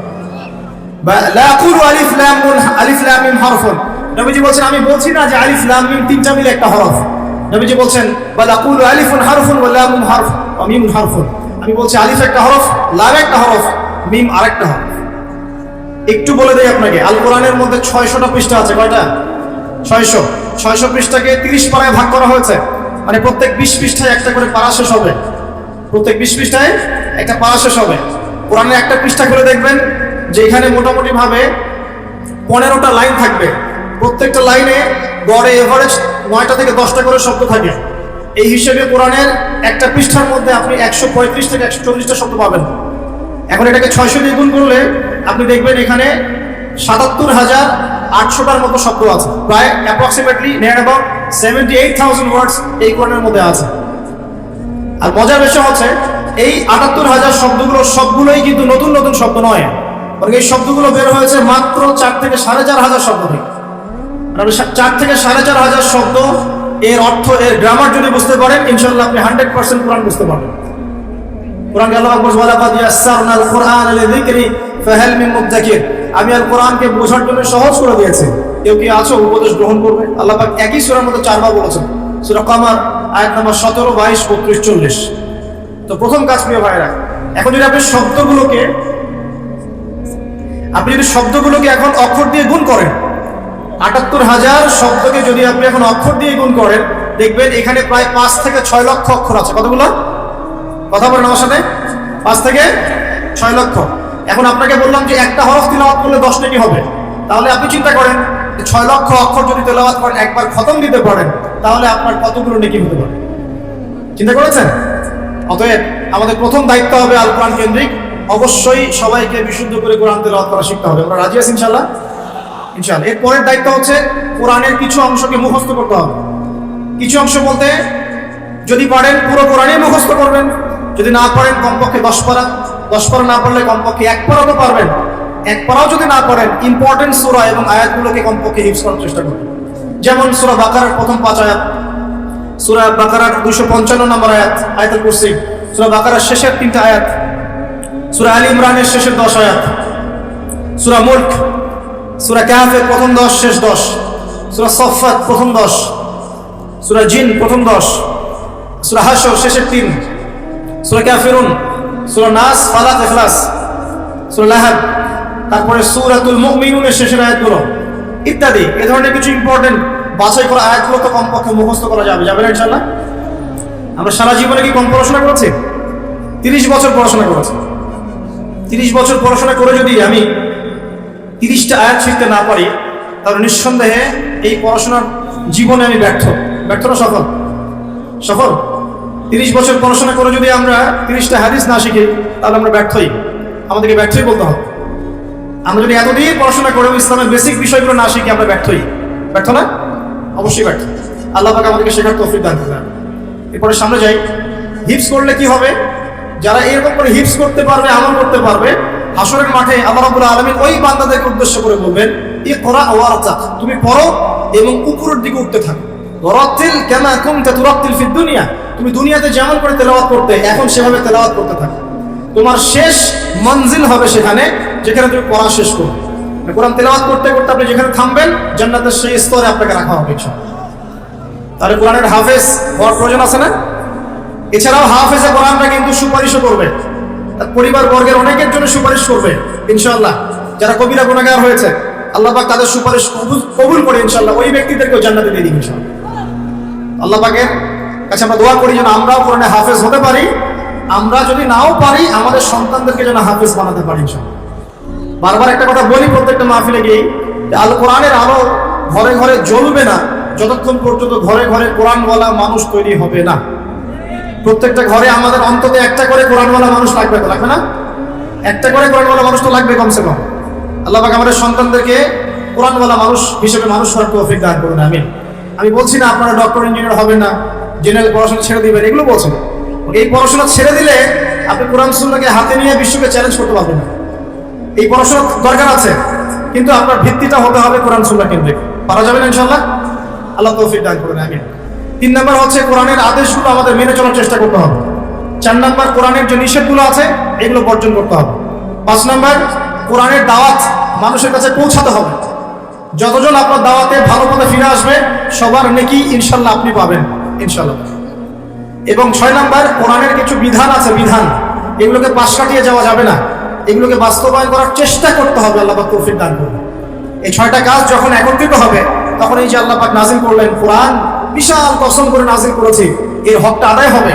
এবং যেভাবে আইয়ামে জাহিলিয়াতের সেই যুগটা পরিবর্তন হয়েছিল, ইনশাআল্লাহ এই যুগের জাহিলিয়াতও পরিবর্তন হবে ইনশাআল্লাহ। আমি আইয়ামে জাহিলিয়াতের যে পাপগুলোর কথা বলেছিলাম, মনে আছে তো? সেগুলো এই যুগে নাই। এই যুগে শিরক নাই, এই যুগে সুদ নাই, মাদকদ্রব্য, নারী জাতির অবমাননা, গোত্রীয় হানাহানি নাই। তার মানে আমরাও তো জাহিলিয়াতে আছি নাকি? নিঃসন্দেহে আমরাও জাহিলিয়াতের মধ্যে আছি। যদি আমরা কোরআন এবং সুন্নাহ কেন্দ্রিক নবীর মতো করে মেহনত করতে পারি সাল্লাল্লাহু আলাইহি ওয়াসাল্লাম, তাহলে তিনি যেভাবে পরিবর্তন করেছিলেন ইনশাআল্লাহ আমরাও করতে পারবো ইনশাআল্লাহ। আমরা যদি নাও পারি, আমাদের পরবর্তী জেনারেশন পারবে ইনশাআল্লাহ। তারা যদি না পারে, তারপরের জেনারেশন পারবে ইনশাআল্লাহ।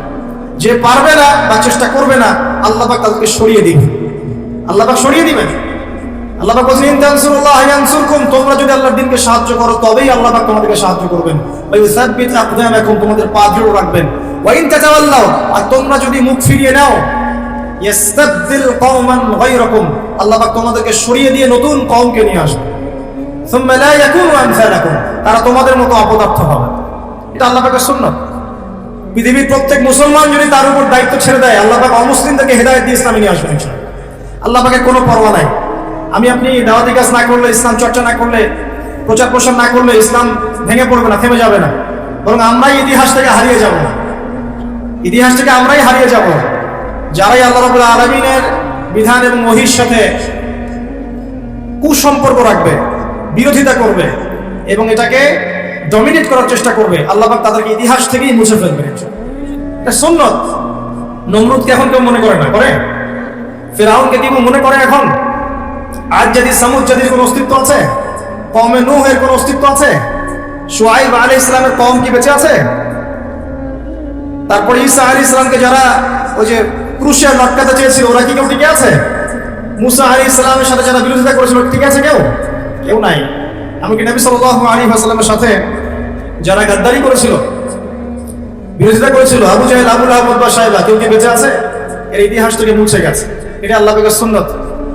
কিন্তু প্রত্যেক যুগে যুগের হকপন্থী মানুষরা কিন্তু টিকে আছে, তাদের কাজ টিকে আছে, তাদের আদর্শ টিকে আছে। এটা আল্লাহ পাকের সুন্নাত। আল্লাহ পাক আমাদেরকে বোঝার তৌফিক দান করুন।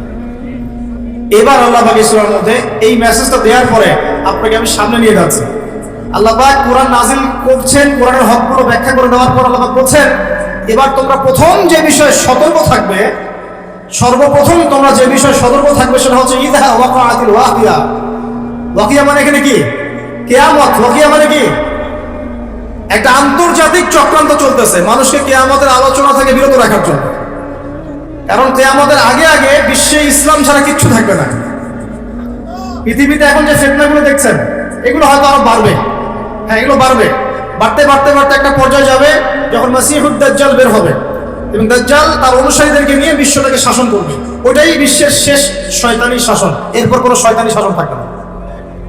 এরপর আসছেন ইমাম মাহদী, তারপর ঈসা ইবনে মারইয়াম এবং ইসলামী খেলাফত। তাদের 40 বছরের রাজত্ব শেষ না হওয়া পর্যন্ত কিয়ামত হবে না ইনশাআল্লাহ। আল্লাহ পাক সবচেয়ে বেশি গুরুত্ব দিচ্ছেন, শুরুই করছেন সূরাতে ইযা ওয়াকাআতিল ওয়াকিয়া। স্মরণ করো কিয়ামতের কথা, যখন কিয়ামত হবে। তাহলে এই আলোচনার প্রয়োজন আছে না? কেন প্রয়োজন? বিকজ সচেতনতা, যে সিচুয়েশন সম্পর্কে সচেতন থাকলে আপনি সমস্যাগুলো সলভ করার একটা পথ বের করতে পারবেন। এই তো, নাকি কিয়ামত হবে জন্য আমরা সবাই হাত মুড়ে বসে থাকবো? এটা কি আলোচনার উদ্দেশ্য? পাশে আগুন লেগেছে, আগুনটা আস্তে আস্তে এদিকে আসছে। এখন যদি আমি মনে করি আচ্ছা আগুন আসবে, যখন আসুক এদিকেই তাকায় থাকি আমি, যখন আসবে তখন দেখা যাবে, এই ব্যক্তি কি বোকা না সফল? আর যদি আপনি সচেতন হন, আপনি দেখছেন আগুন আসছে, সতর্ক আছেন, আপনি তো বাঁচার কোনো পথ বের করবেন, চেষ্টা করবেন, পানি ঢালবেন, না রাস্তা বের করবেন, কিছু একটা করবেন। এখন ফিতনা ফাসাদময় পৃথিবীর যদি ফিতনাগুলো রিড করতে না পারি, আগামী দিনগুলো কেমন হতে পারে একটা এস্টিমেট করতে না পারি, তাহলে আমি আসন্ন বিপদ মোকাবেলা করবো কিভাবে? কিছু মানুষ চাচ্ছে না যে সমাজের বুকে এই ফিতানগুলো নিয়ে কথা হোক, আখিরুজ জামান এবং কিয়ামতগুলো নিয়ে কথা হোক এবং এর সলিউশনগুলো নিয়ে আলোচনা হোক। এটা একটা আন্তর্জাতিক চক্রান্ত চলছে। আল্লাহ পাক আমাদেরকে বোঝার তৌফিক দান করুন। এবং সেই চক্রান্তের অংশীদার যারা আছে, ভিতরের গাদ্দার, দাড়ি টুপি বলাই, তারা চাচ্ছে না যে আলোচনাগুলো সমাজে প্রচার হোক। খুব খেয়াল রাখবেন, নিজেদের বাইরের শত্রুকে চেনা খুব সহজ, ইন্টারনাল এনিমিদেরকে চেনা এত সহজ নয়। আর মনে রাখবেন, বাইরের শত্রু আপনার এত বেশি ক্ষতি করবে না, ভিতরের শত্রুদের কারণে আপনাকে মার খেতে হবে। জুলুমের শিকারও হবেন আপনি এবং অপবাদও শুনবেন আপনি। এটা অপবাদ, এটা তো অবাক হচ্ছি না আমি এই কারণে, বিকজ শেষ জামানায় সত্য হবে মিথ্যা, মিথ্যা হবে সত্য। সত্যবাদীকে মানুষ মিথ্যাবাদী বলবে, আর ফাসেক মিথ্যাবাদী মিথ্যুক ভণ্ডকে মানুষ সত্যবাদী মনে করা শুরু করবে। মানুষ দিনকে রাত করবে, রাতকে দিন করবে, ন্যায়কে অন্যায় করবে, অন্যায়কে ন্যায় করবে। আমানতদার ব্যক্তিকে মানুষ খেয়ানতদারি বলবে, খেয়ানতদার ব্যক্তিকে মানুষ আমানতদার বলা শুরু করবে। সুবহানাল্লাহ, এই চলছে এখন সমাজে। তবে এগুলোতে আমরা অবাক হচ্ছি না, বিকজ আমরা জানি যে সিচুয়েশনটা আখিরুল জামানের দিকেই যাচ্ছে। এটা স্বাভাবিক, এটাই হবে, এটাই স্বাভাবিক, এমনই হবে।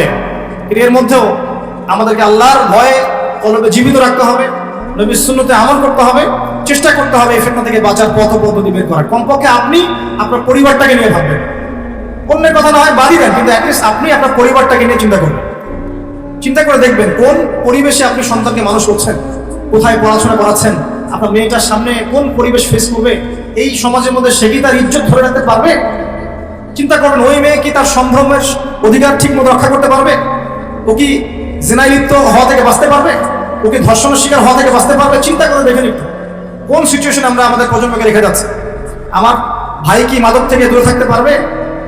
আমার ভাই কি মাদকাসক্ত পরিবেশ থেকে নিজেকে বাঁচাতে পারবে? শিরকের সয়লাভ চলছে, আমাদের ভাইরা কি তাওহীদ শিখতে পারবে? সিচুয়েশন রিড করেন। আল্লাহ পাক এই সূরার প্রথমেই আপনাকে নক করছেন, ইযা ওয়াকাআতিল ওয়াকিয়া, স্মরণ করো যখন কিয়ামত সংঘটিত হবে। লাইসা লিল ওয়াকাআতিহা কাযিবা, এই কিয়ামতের ব্যাপারটা মিথ্যা নয়, এটাকে কেউ মিথ্যা মনে করতে পারবে না। পারবে? পারবে না। একটা শুধু আশার বাণী শুনিয়ে দিই, যে 10টা আলামত না দেখা পর্যন্ত কিয়ামত হবে না। কয়টা আলামত? 10টা। তার মধ্যে প্রথম হচ্ছে মাসিহুদ দাজ্জাল, 2 ইয়াজুজ আর মাজুজ, 3 নবী ঈসা আলাইহিস সালামের আগমন, 4 দাব্বাতুল আরদ, 5 ইয়েমেন থেকে আগুন বের হবে, 6 3টা ভূমিকম্প, পূর্ব দিকে একটা, পশ্চিমে একটা, মাঝখানে একটা, 7 এই যে সরি এটা ছিল 4 5 6 7 8, 8 নাম্বার হচ্ছে আপনার পশ্চিম দিক থেকে সূর্য উদয়। একটা হচ্ছে দাব্বাতুল আরদ বলছে, আচ্ছা আরেকটা আমি এই মধ্যে মনে করতে পারছি না। এই 8টা আরো 2টা আছে, হাদিসটা প্রসিদ্ধ মাশহুর হাদিস, সব কিতাবে পাবেন। এইরকম 10টা আলামত ছাড়া, 10টা আলামত না হওয়া পর্যন্ত কিয়ামত সংঘটিত হবে না ইনশাআল্লাহ। আবার চেষ্টা করে দেখি, 1 নাম্বার মাসিহুদ দাজ্জাল, 2 নাম্বার হচ্ছে নবী ঈসা আলাইহিস সালামের আগমন, 3 নাম্বার হচ্ছে আপনার কি বললাম ইয়াজুজ এবং মাজুজ, 4 নাম্বার দাব্বাতুল আরদ, 5 নাম্বার ইয়েমেনের আগুন, 6 7 8 হচ্ছে আপনার 3টা ভূমিকম্প, 9 পশ্চিম দিক থেকে সূর্যোদয়। একটা মিস করে ফেলছি, এক্স্যাক্টলি, না না আরেকটা বাতাস না, কে বলতে পারবেন? জি, তুফান, তুফান, রাইট। সুবহানাল্লাহ, কি নাম আপনার? আপনি হাদিয়া নিয়ে যান আমার কাছে। দুখান, দুখান, দুখান মানে হচ্ছে ধোঁয়া, মানে ধোঁয়া দিয়ে পুরো আকাশ ছেয়ে যাবে। তো এই 10টা কি এসেছে? 10টা এসেছে কি? 10টার একটাও কিন্তু আসে না, কিন্তু মাইনর গুলো কিন্তু সব দেখতে পারবেন না? এই উঁচু উঁচু বিল্ডিং এর প্রতিযোগিতা দেখা যায়, সমাজের সবচেয়ে দরিদ্র মানুষ যে উঁচু উঁচু বিল্ডিং নির্মাণ করছে, এটা কি দেখা যাচ্ছে? সর্বস্তরের সুদ দেখা যাচ্ছে, জেনা বাড়ছে না কমছে? মাদকদ্রব্য বাড়ছে না কমছে? অশ্লীলতা বেহায়াপনা বাড়ছে না কমছে? এই যে নগ্ন মুভিজ, পর্নোগ্রাফি বাড়ছে না কমছে? মুসলিমদের ফাটল বিভক্তি বাড়ছে না কমছে? সময় সংকীর্ণ হচ্ছে কিনা? আল্লাহর আযাব গজবগুলো আসছে কিনা একটা একটা? মুসলিমরা সারা বিশ্বে মার খাচ্ছে কিনা? কতগুলো নেবেন? নারীরা কি ছেলেদের পোশাক করছে? ছেলেরা কি মেয়েদের পোশাক করছে? বলতে গেলে এটা নিয়ে আলোচনা করতে হবে। পরে নিয়েন, যেগুলো 10টা বাদ দিয়ে যতগুলো দেখা যায়, এগুলোর প্রায় 95% আমরা সমাজে দেখতে পাচ্ছি না? আচ্ছা, আল্লাহ পাক আপনাকে শুরুতেই সতর্ক করছেন যে আপনাকে আগে কিয়ামত সম্পর্কে সতর্ক থাকতে হবে। লাইসা লিওয়াকাআতিহা কাযিবা, এটাকে কেউ মিথ্যা প্রতিপন্ন করতে পারবে না। তারপর কি? খাফিদাতুর রাফিআ, এটা কিছু মানুষকে উঁচু করবে, কিছু মানুষকে নিচু করবে। মানে যারা দুনিয়াতে আল্লাহ পাকের হুকুম আহকাম মেনে চলবে, কিয়ামতের মাঠে মাথা উঁচু করে থাকবে ইনশাআল্লাহ। আর যারা দুনিয়াতে আল্লাহ পাকের বিধিবিধানে পরোয়া করবে না, তারা অবনত চিত্তে থাকবে, মাথা নিচু হয়ে যাবে ইনশাআল্লাহ। আজকে দুনিয়ায় মাথা উঁচু করে লাভ নাই, যদি আল্লাহ এবং তার রাসূলের বিরুদ্ধাচরণ করেন, কালকে আমাদের মাথা হেড হয়ে যাবে ইনশাআল্লাহ। আর আজকে ইমানের কারণে যদি আপনার মাথা নিচু হয়ে থাকে, ইনশাআল্লাহ কালকে আমাদের আপনার মাথা উঁচু হবে ইনশাআল্লাহ। ইদা রুজ্জাতিল আরদু রাজ্জান, আল্লাহ পাক বলছেন যখন এই পৃথিবীর আরদ জমিনটা প্রবলভাবে কম্পিত হতে থাকবে। যেমন একটা সূরা আছে না, ইদা যুলজিলাতিল আরদু জিলজালাহা ওয়া আখরাজাতিল আরদু আযকালাহা ওয়া ক্বালা লিল ইনসানু মা লাহা। তো এটা এই সূরার সাথে কানেক্টেড। আমি বললাম যে একটা আয়াত একটা আয়াতের সাথে কানেক্টেড, ঠিক আছে। ওয়া বুসাতিল জিবালু বাসসা, এই যে পাহাড়গুলো দেখছেন, এই হিমালয়, মাউন্ট এভারেস্ট, হাবি জাবি যত কিছু সবগুলো ধুলা হয়ে যাবে। কি হয়ে যাবে? চিন্তা করতে পারেন কিয়ামতের প্রকম্পন কত ভয়াবহ হবে। এত বড় বড় পাহাড়গুলো, আর পাহাড় সম্পর্কে যারা একটু পড়াশোনা করেছেন, পাহাড়ের বেশিরভাগ অংশ কিন্তু মাটির নিচে আছে। এটা পেরেকের মতো গেঁথে দেওয়া আছে, উপরে শুধু অল্প একটু অংশ দেখা যায়, নিচেই বেশি অংশ আছে। এই পুরো পাহাড়টা ধুলিকণা হয়ে যাবে, ধুলিকণা। আল কারিয়াতু মাল কারিয়া ওয়া মা আদরাকা মাল কারিয়া ইয়াওমা ইয়াকুনু নাসু কাল ফারাশিল মাবথুফ ওয়া তাকুনুল জিবাল কাল ইহনিল মানফুস। এই যে হচ্ছে আপনার পাহাড়ের কথাটা এখানে আসে, পাহাড় একদম ধুলো হয়ে যাবে। আল্লাহ পাক আরো বলছেন ফাকানাত হাবাআন মুনবাসসা ওয়া কুনতুম আজওয়াজান সালাসা। এবারে কিয়ামতের মাঠে মানুষ যখন উঠবে তখন তিনটা দল হয়ে যাবে। কয়টা দল? তিনটা। একটা হচ্ছে আসহাবুল মাইমানাতি মা আসহাবুল মাইমানা, একটা হচ্ছে ডানপন্থী, কতই না সৌভাগ্যবান সেই ডানপন্থীরা। ওয়া আসহাবুল মাশআমাতি মা আসহাবুল মাশআমা, একটা বামপন্থী, কতই না হতভাগা সেই বামপন্থী। ওয়াস সাবিকুন আস-সাবিকুন, আরেকটা হচ্ছে অগ্রগামী দল, যারা পৃথিবীতে ঈমানের এবং আমলের সব কাজে অগ্রগামী ছিল। তো কিয়ামতের মাঠে তিন দল হবে। উলাইকাল মুকাররাবুন, এরা হবে আল্লাহ পাকের নৈকট্যশীল বান্দা। ফি জান্নাতিন নাঈম, এরা জান্নাতুন নাঈমে থাকবে, মানে যেটাতে স্বাচ্ছন্দ্যময় একটা জান্নাতে তারা বসবাস করবে ইনশাআল্লাহ তাআলা। সুল্লাতুম মিনাল আউয়ালিন, পূর্ববর্তীদের মধ্য থেকে বেশি হবে। ওয়া কালিলুম মিনাল আখিরিন, এবং শেষ জামানার লোকদের মধ্যে কম হবে। তাই না? যত দিন যাচ্ছে তত মানুষ খারাপ হচ্ছে না? তো এই জন্য আগেকার মানুষদের মধ্য থেকে বেশি জান্নাতে যাবে। তবে একটা সুসংবাদ আছে, একটু পরে আল্লাহ পাক আবার এটাও বলেছেন যে সুল্লাতুম মিনাল আউয়ালিন ওয়া সুল্লাতুম মিনাল আখিরিন, এটাও বলেছেন যে প্রথম দিকের মানুষ থেকেও বেশি, শেষ থেকেও বেশি। এখন যারা আমরা শেষের দিকে আছি, যারা ফিতনা ফাসাদময় পরিবেশে আছে, তাদের জন্য নবী সাল্লাল্লাহু আলাইহি ওয়াসাল্লাম বলেছেন যে তোমরা যদি এরকম ফিতনা ফাসাদময় পরিবেশেও ঈমান ধরে রাখতে পারো, তাহলে 50 জন সাহাবীর সমান নেকি পাবে। এমনকি এমন হাদিস আছে, কেউ যদি আল্লাহর নবীর কোনো মৃত সুন্নতকে জীবিত করতে পারে, সে 50 জন সাহাবীর নেকি পাবে। অন্য একটা হাদিস আছে 50 জন শহীদ সাহাবীর সমান নেকি হবে। সাহাবী বলছিলেন মিনহুম আও মিন্না ইয়া রাসূলুল্লাহ, হে আল্লাহর রাসূল, এই 50 জন কি আমাদের মধ্যে না ওদের মধ্যে? নবী সাল্লাল্লাহু আলাইহি ওয়াসাল্লাম বলেন বাল মিনকুম, তোমাদের মধ্য থেকে। সুবহানাল্লাহ। এখানে আপনি বুঝতে পারছেন কি আমাদের সতর্কতা, আলামাতগুলো রিড করবেন, সতর্ক থাকবেন। এবং কি আমাদের মাঠে মানুষ তিনটা দলে ভাগ হয়ে যাবে, বামপন্থীরা জাহান্নামী, ডানপন্থীরা জান্নাতি, এটা সাধারণ জান্নাতীরা, এবং সামনে যারা এরা হচ্ছে সাবিকুন আল আউয়ালিন, মানে প্রত্যেকটা কাজেই অগ্রগামী ইনশাআল্লাহ। এরা জান্নাতুন নাঈমের মধ্যে থাকবে। এখানে নবীগণ, শহীদগণ, সিদ্দিকগণ থাকবেন ইনশাআল্লাহ। আমরা দোয়া করি আল্লাহ পাক আমাদের সবাইকে সেখানে থাকার তৌফিক দান করুন। যদি সেখানে থাকতে নাও পারি, আল্লাহ পাক অ্যাটলিস্ট ডানপন্থীওয়ালা বানিয়ে দিন, আমিন। আল্লাহ পাক যেন বামপন্থীদের অন্তর্ভুক্ত না করে, আমিন ইয়া রাব্বাল আলামিন। আল্লাহ পাক তার নবীর মাধ্যমে একটা হাদিস জানিয়েছেন, এটা বলে আমি সামনে যাই। নবীজি বলেছেন যে জান্নাতীদের মোট 120টা কাতার হবে। কয়টা? জান্নাতীদের মধ্যে মোট 120টা কাতার মানুষ হবে, যার মধ্যে 80টা কাতার হবে এই উম্মতে মুহাম্মাদের মধ্যে। এবার খুশি? আলহামদুলিল্লাহ। তাহলে 80টা কাতার ইনশাআল্লাহ আমাদের হবে। এবার একটা কষ্টের হাদিস শুনেন।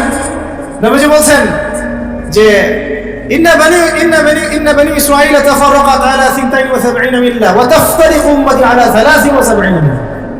নিশ্চয়ই বনু ইসরাঈলরা 72 দলে ভাগ হয়ে গিয়েছিল, আর আমার উম্মাহ ভাগ হয়ে যাবে 73 দলে। কয় দলে? কুল্লুহুম ফিন্নার, প্রত্যেকটা দল জাহান্নাম, ইল্লা মিল্লাতান ওয়াহিদাতান, শুধু একটা মাত্র দল জান্নাতে। কিলা, বলা হলো মান হিয়া ইয়া রাসূলুল্লাহ, ইয়া রাসূল তারা কারা? নবীজি বলছেন মা আনা আলাইহি ওয়া আসহাবি আল-ইয়াউমা, আজকের দিন আমি আর আমার সাহাবীরা যার উপর আছে। 1400 বছর আগের কথা। ওই সময় আল্লাহর রাসূল এবং তার সাহাবীরা যে আকীদা, আদর্শ, মানহাজ তার উপর ছিলেন, এর উপর যারা থাকবে ইনশাআল্লাহ তারা জান্নাত। তো আমরা চেষ্টা করবো আমাদের প্রতিটা কাজ, আমল, আকীদা, মানহাজ যেন তাদের মতো হয়। আল্লাহ পাক তৌফিক দান করুন। এখানে একটা ভয়ের ব্যাপার আছে। আবার আরেকটা সুসংবাদ শুনুন। নবীজি একদিন বসে সাহাবীদেরকে বলছেন, শোনো, এই উম্মতের মধ্যে 70,000 মানুষ আছে যারা বিনা হিসাবে জান্নাতে যাবে। বিনা হিসাবে, বিনা আযাবেও, মানে কোনো আযাবও নাই, কোনো হিসাবও নাই। সাহাবীরা এবার কথোপকথন করতে লাগলেন। নবীজি চলে গেছেন, এটা বলে চলে গেছেন। সাহাবীরা বলছেন যে তারা কারা হতে পারে, পরামর্শ করছেন। হয়তোবা তারা মুজাহিদরা, হয়তোবা শহীদরা, হয়তোবা অমুক, হয়তোবা তমুক। নবীজি আসলেন, এসে বললেন তোমরা কি নিয়ে কথা বলছো? সাহাবীরা বলছেন আমরা ডিসকাস করছিলাম ওই 70,000 কারা হতে পারে। নবীজি বলছেন সাল্লাল্লাহু আলাইহি ওয়াসাল্লাম, শুনে রাখো, ওই 70,000 মানুষের বৈশিষ্ট্য মূলত 4টা। কয়টা? 1, তারা শুভ অশুভ এসব লক্ষণে বিশ্বাস করে না, মানে কোনো শিরকের সাথে ওদের কোনো সম্পর্ক নেই। কথা বুঝতে পারছেন? আর আপনি তো যে পেপার খুললেই দেখবেন কন্যা রাশির এই, সিংহ রাশির এই, ওই যে জ্যোতিষী আপনাকে শুভ বলছে, এটা অশুভ। আবার আপনি বলছেন হ্যাপি বার্থডে। হ্যাপি মানে কি? শুভ। হ্যাপি বার্থডে মানে শুভ জন্মদিন। তো আপনার ওই দিনটা যে শুভ হয়ে যাবে, কে গ্যারান্টি দিয়েছে? গ্যারান্টি আছে? আবার ওই যে কিছু উদ্বোধন করবেন, ফিতা কাটলেন, পাখি উড়িয়ে দিলেন, শুভ। বাসা থেকে বের হচ্ছেন, বিড়াল সামনে দিয়ে চলে গেল, একটু বসে যাই, যে অশুভ। আপনি অশুভই বিশ্বাস করছেন।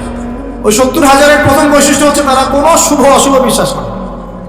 মনের মধ্যে এমন যদি ধারণা আসে, একটা দোয়া করে নেবেন। বলে দেবো দোয়াটা, আল্লাহুম্মা লা তায়রা ইল্লা তায়রুক ওয়া লা খায়রা ইল্লা খায়রুক ওয়া লা ইলাহা গায়রুক। হে আল্লাহ, তোমার দেয়া মন্দ ছাড়া কোনো মন্দ নাই, তোমার দেয়া কল্যাণ ছাড়া কোনো কল্যাণ নাই, ওয়া লা ইলাহা গায়রুক, আপনি ছাড়া কোনো ইলাই নাই। ব্যাস, তাওহীদে থাকবেন। 1 নাম্বার। 2, তারা আগুন দিয়ে, শেক দিয়ে গায়ে চিকিৎসা করে না।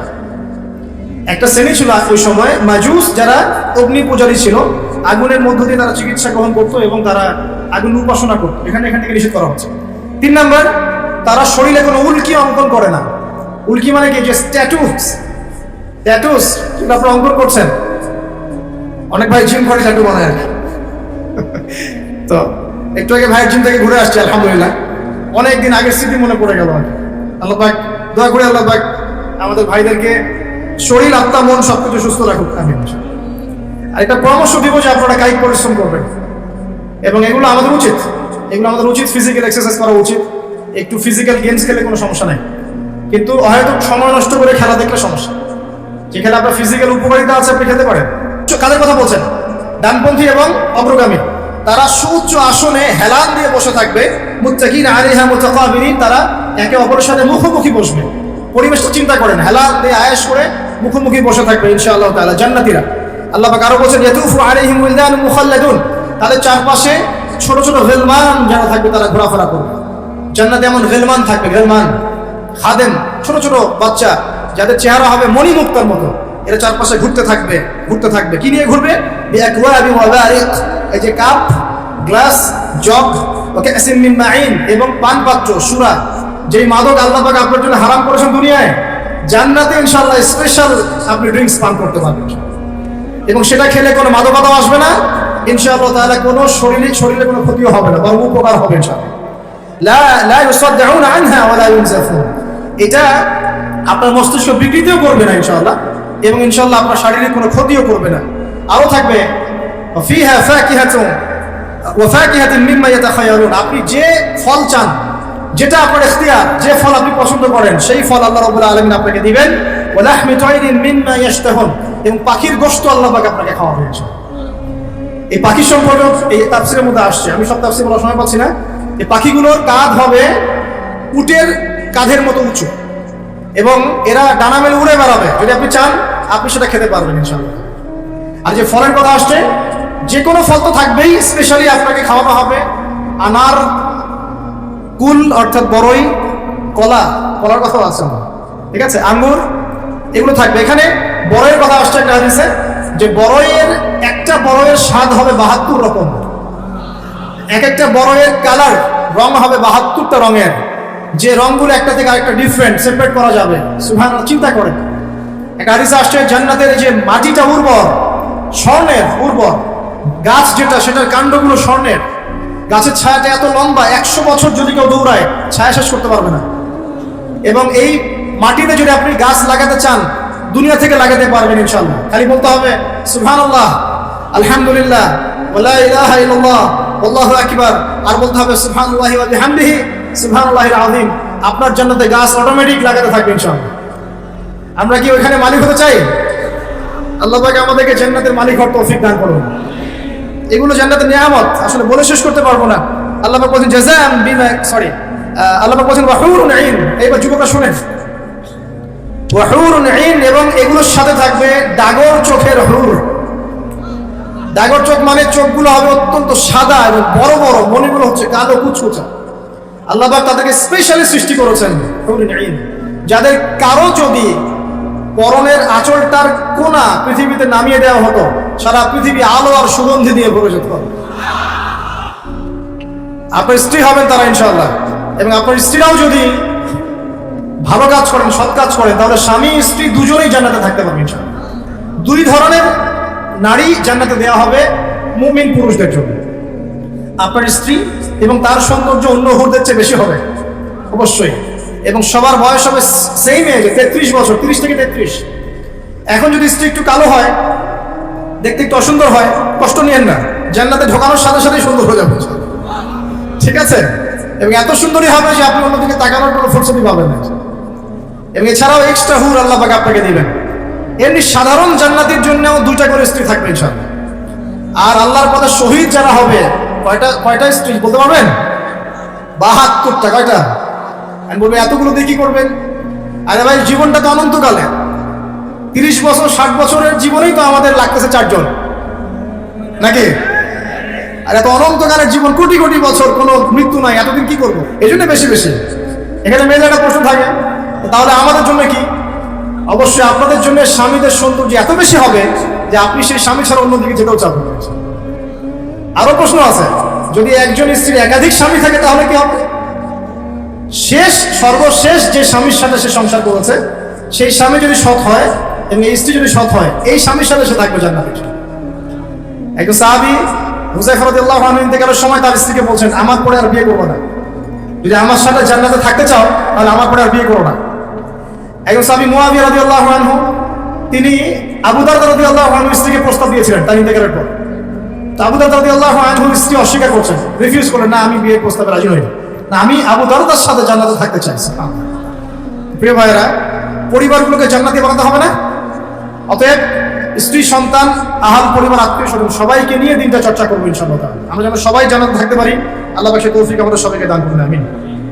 আল্লাহ পাক আরো বলছেন, জাযাআন বিমা কানু ইয়ামালুন, এই জাযা কেন? দুনিয়াতে তারা যে আমল করেছিল, এই আমলের কারণে তাদেরকে জাযা দেওয়া হচ্ছে। লা ইয়াসমাউনা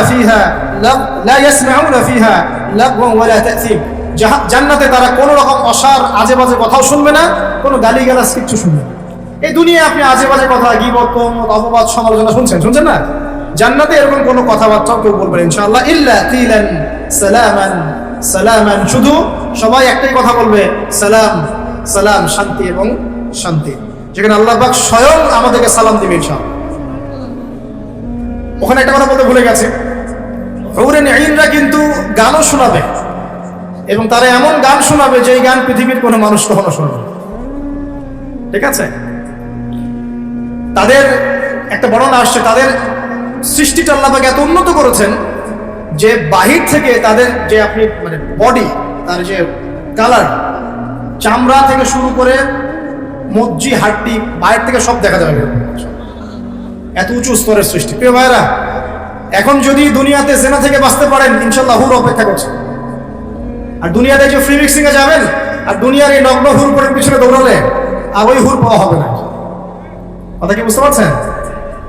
দুনিয়াতে ফ্রি মিক্সিং এ যায় না, জেনায় যায় না, হারাম রিলেশনশিপে যায় না, ব্যভিচার করেন না, পরকীয়া করেন না, ইনশাআল্লাহ আপনার জন্য আল্লাহ পাক স্পেশাল সৃষ্টি রেখে দিয়েছেন ইনশাআল্লাহ। আল্লাহ রাব্বুল আলামিন তো আমাদেরকে ক্ষমা করার জন্য এতটাই ব্যাকুল যে সামান্য একটা ইস্যুতে আল্লাহ পাক ক্ষমা করে দিতে পারেন। আপনারা কিফিরের ঘটনা জানেন? সুবহানাল্লাহ, একজন ব্যক্তি ছিলেন বনু ইসরাঈলের, ইয়াং যুবক আমাদের মতো। সে প্রত্যেক রাতে একজন করে সুন্দরী নারী নিয়ে থাকতো, প্রত্যেক রাতে একজন। টাকা পয়সা ছিল প্রচুর, প্রতি রাতে একটা করে মেয়ে লাগে, কিফল।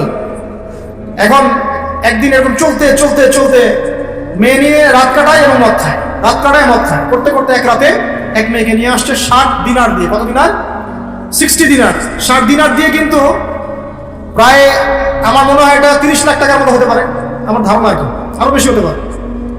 একটা মেয়ে নিয়ে আসছে, সেই মেয়ের সাথে যখন সে সেক্সুয়াল সম্পর্ক করতে যাবে, সেই মেয়ে কান্নাকাটি করছে। সে মেয়ে বলছে, আমি আসলে সতী সাথী নারী, আমি খারাপ মেয়ে না, আজকে অভাবের তাড়নায় বাধ্য হয়ে আমাকে যে আসতে হয়েছে, এই জন্য আমি কান্নাকাটি করছি। কিফিলের মনের মধ্যে দয়া হলো, সে মেয়েটাকে ছেড়ে দিল, বললো যাও তুমি চলে যাও। এবং তার যে 60টা দিনার সেটা ফেরত না নিয়ে সেই মেয়েকে দিয়ে বললো এই টাকা দিয়ে কিছু করে সংসার চালাও। ওই রাতে কিফিল মারা যায়। এই ব্যক্তির জানাজা কে পড়াবে, কে লাশ কবরে দিবে, কেউ আগ্রহী না। খারাপ মানুষের কাছে কেউ যেতে চায়? তো জানে, আল্লাহ রাব্বুল আলামিন এটা জানেন যে মানুষ তাকে খারাপ করবে। সকালবেলা যখন তার ঘরের সামনে যাওয়া হলো, দেখা গেল কি জানেন, তার দরজার মধ্যে আল্লাহ রাব্বুল আলামিন তার কুদরত দিয়ে লিখিয়ে দিয়েছেন ইন্নাল্লাহা ক্বাদ গাফারা লিল কিফলি, আল্লাহ রাব্বুল আলামিন কিফলকে মাফ করে দিয়েছেন। আল্লাহ পাক ক্ষমা করতে সামান্য একটা ইস্যু যথেষ্ট।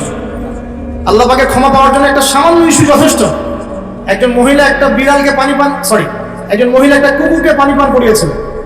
এই ব্যভিচারী নারী একটা কুকুরকে পানি পান করানোর বদৌলতে জান্নাতে চলে গেছে। এক ব্যক্তি 99টা খুন করেছে, পরে যাকে জিজ্ঞাসা করেছে তওবা হবে কিনা, সে বলেছে তওবা হবে না। ওকে খুন করে 100 পূর্ণ করেছে, তারপর তওবা করেছে, করতে গিয়ে মারা গিয়েছে। আল্লাহ পাক ফেরেশতা থেকে বলেছেন রাস্তা মেপে দেখো, তওবার রাস্তাটা বেশি লম্বা না তার পিছনের রাস্তা বেশি লম্বা। আল্লাহ পাক জমিনকে আদেশ করেছেন তুমি লম্বা হয়ে যাও। জমিন লম্বা হয়ে গেছে, ফেরেশতারা মেপে দেখেছেন তওবার রাস্তা বেশি লম্বা। আল্লাহ পাক তাকে মাফ করে দিয়েছে। এক ব্যক্তির সন্তানকে বলেছিলেন না যে আমি মরে গেলে আমার লাশটাকে পুড়িয়ে দিবা, অর্ধেক ছাই বাতাসে, অর্ধেক ছাই কোথায়? সমুদ্রে। আল্লাহ পাক জমা করেছেন, জমা করে বলেছেন কেন করেছিল এটা? সে ব্যক্তি বলেছে মিন খাশিয়াতিকা ইয়া রাব্বি ওয়া আনতা তা'লাম মা ফি নাফসি।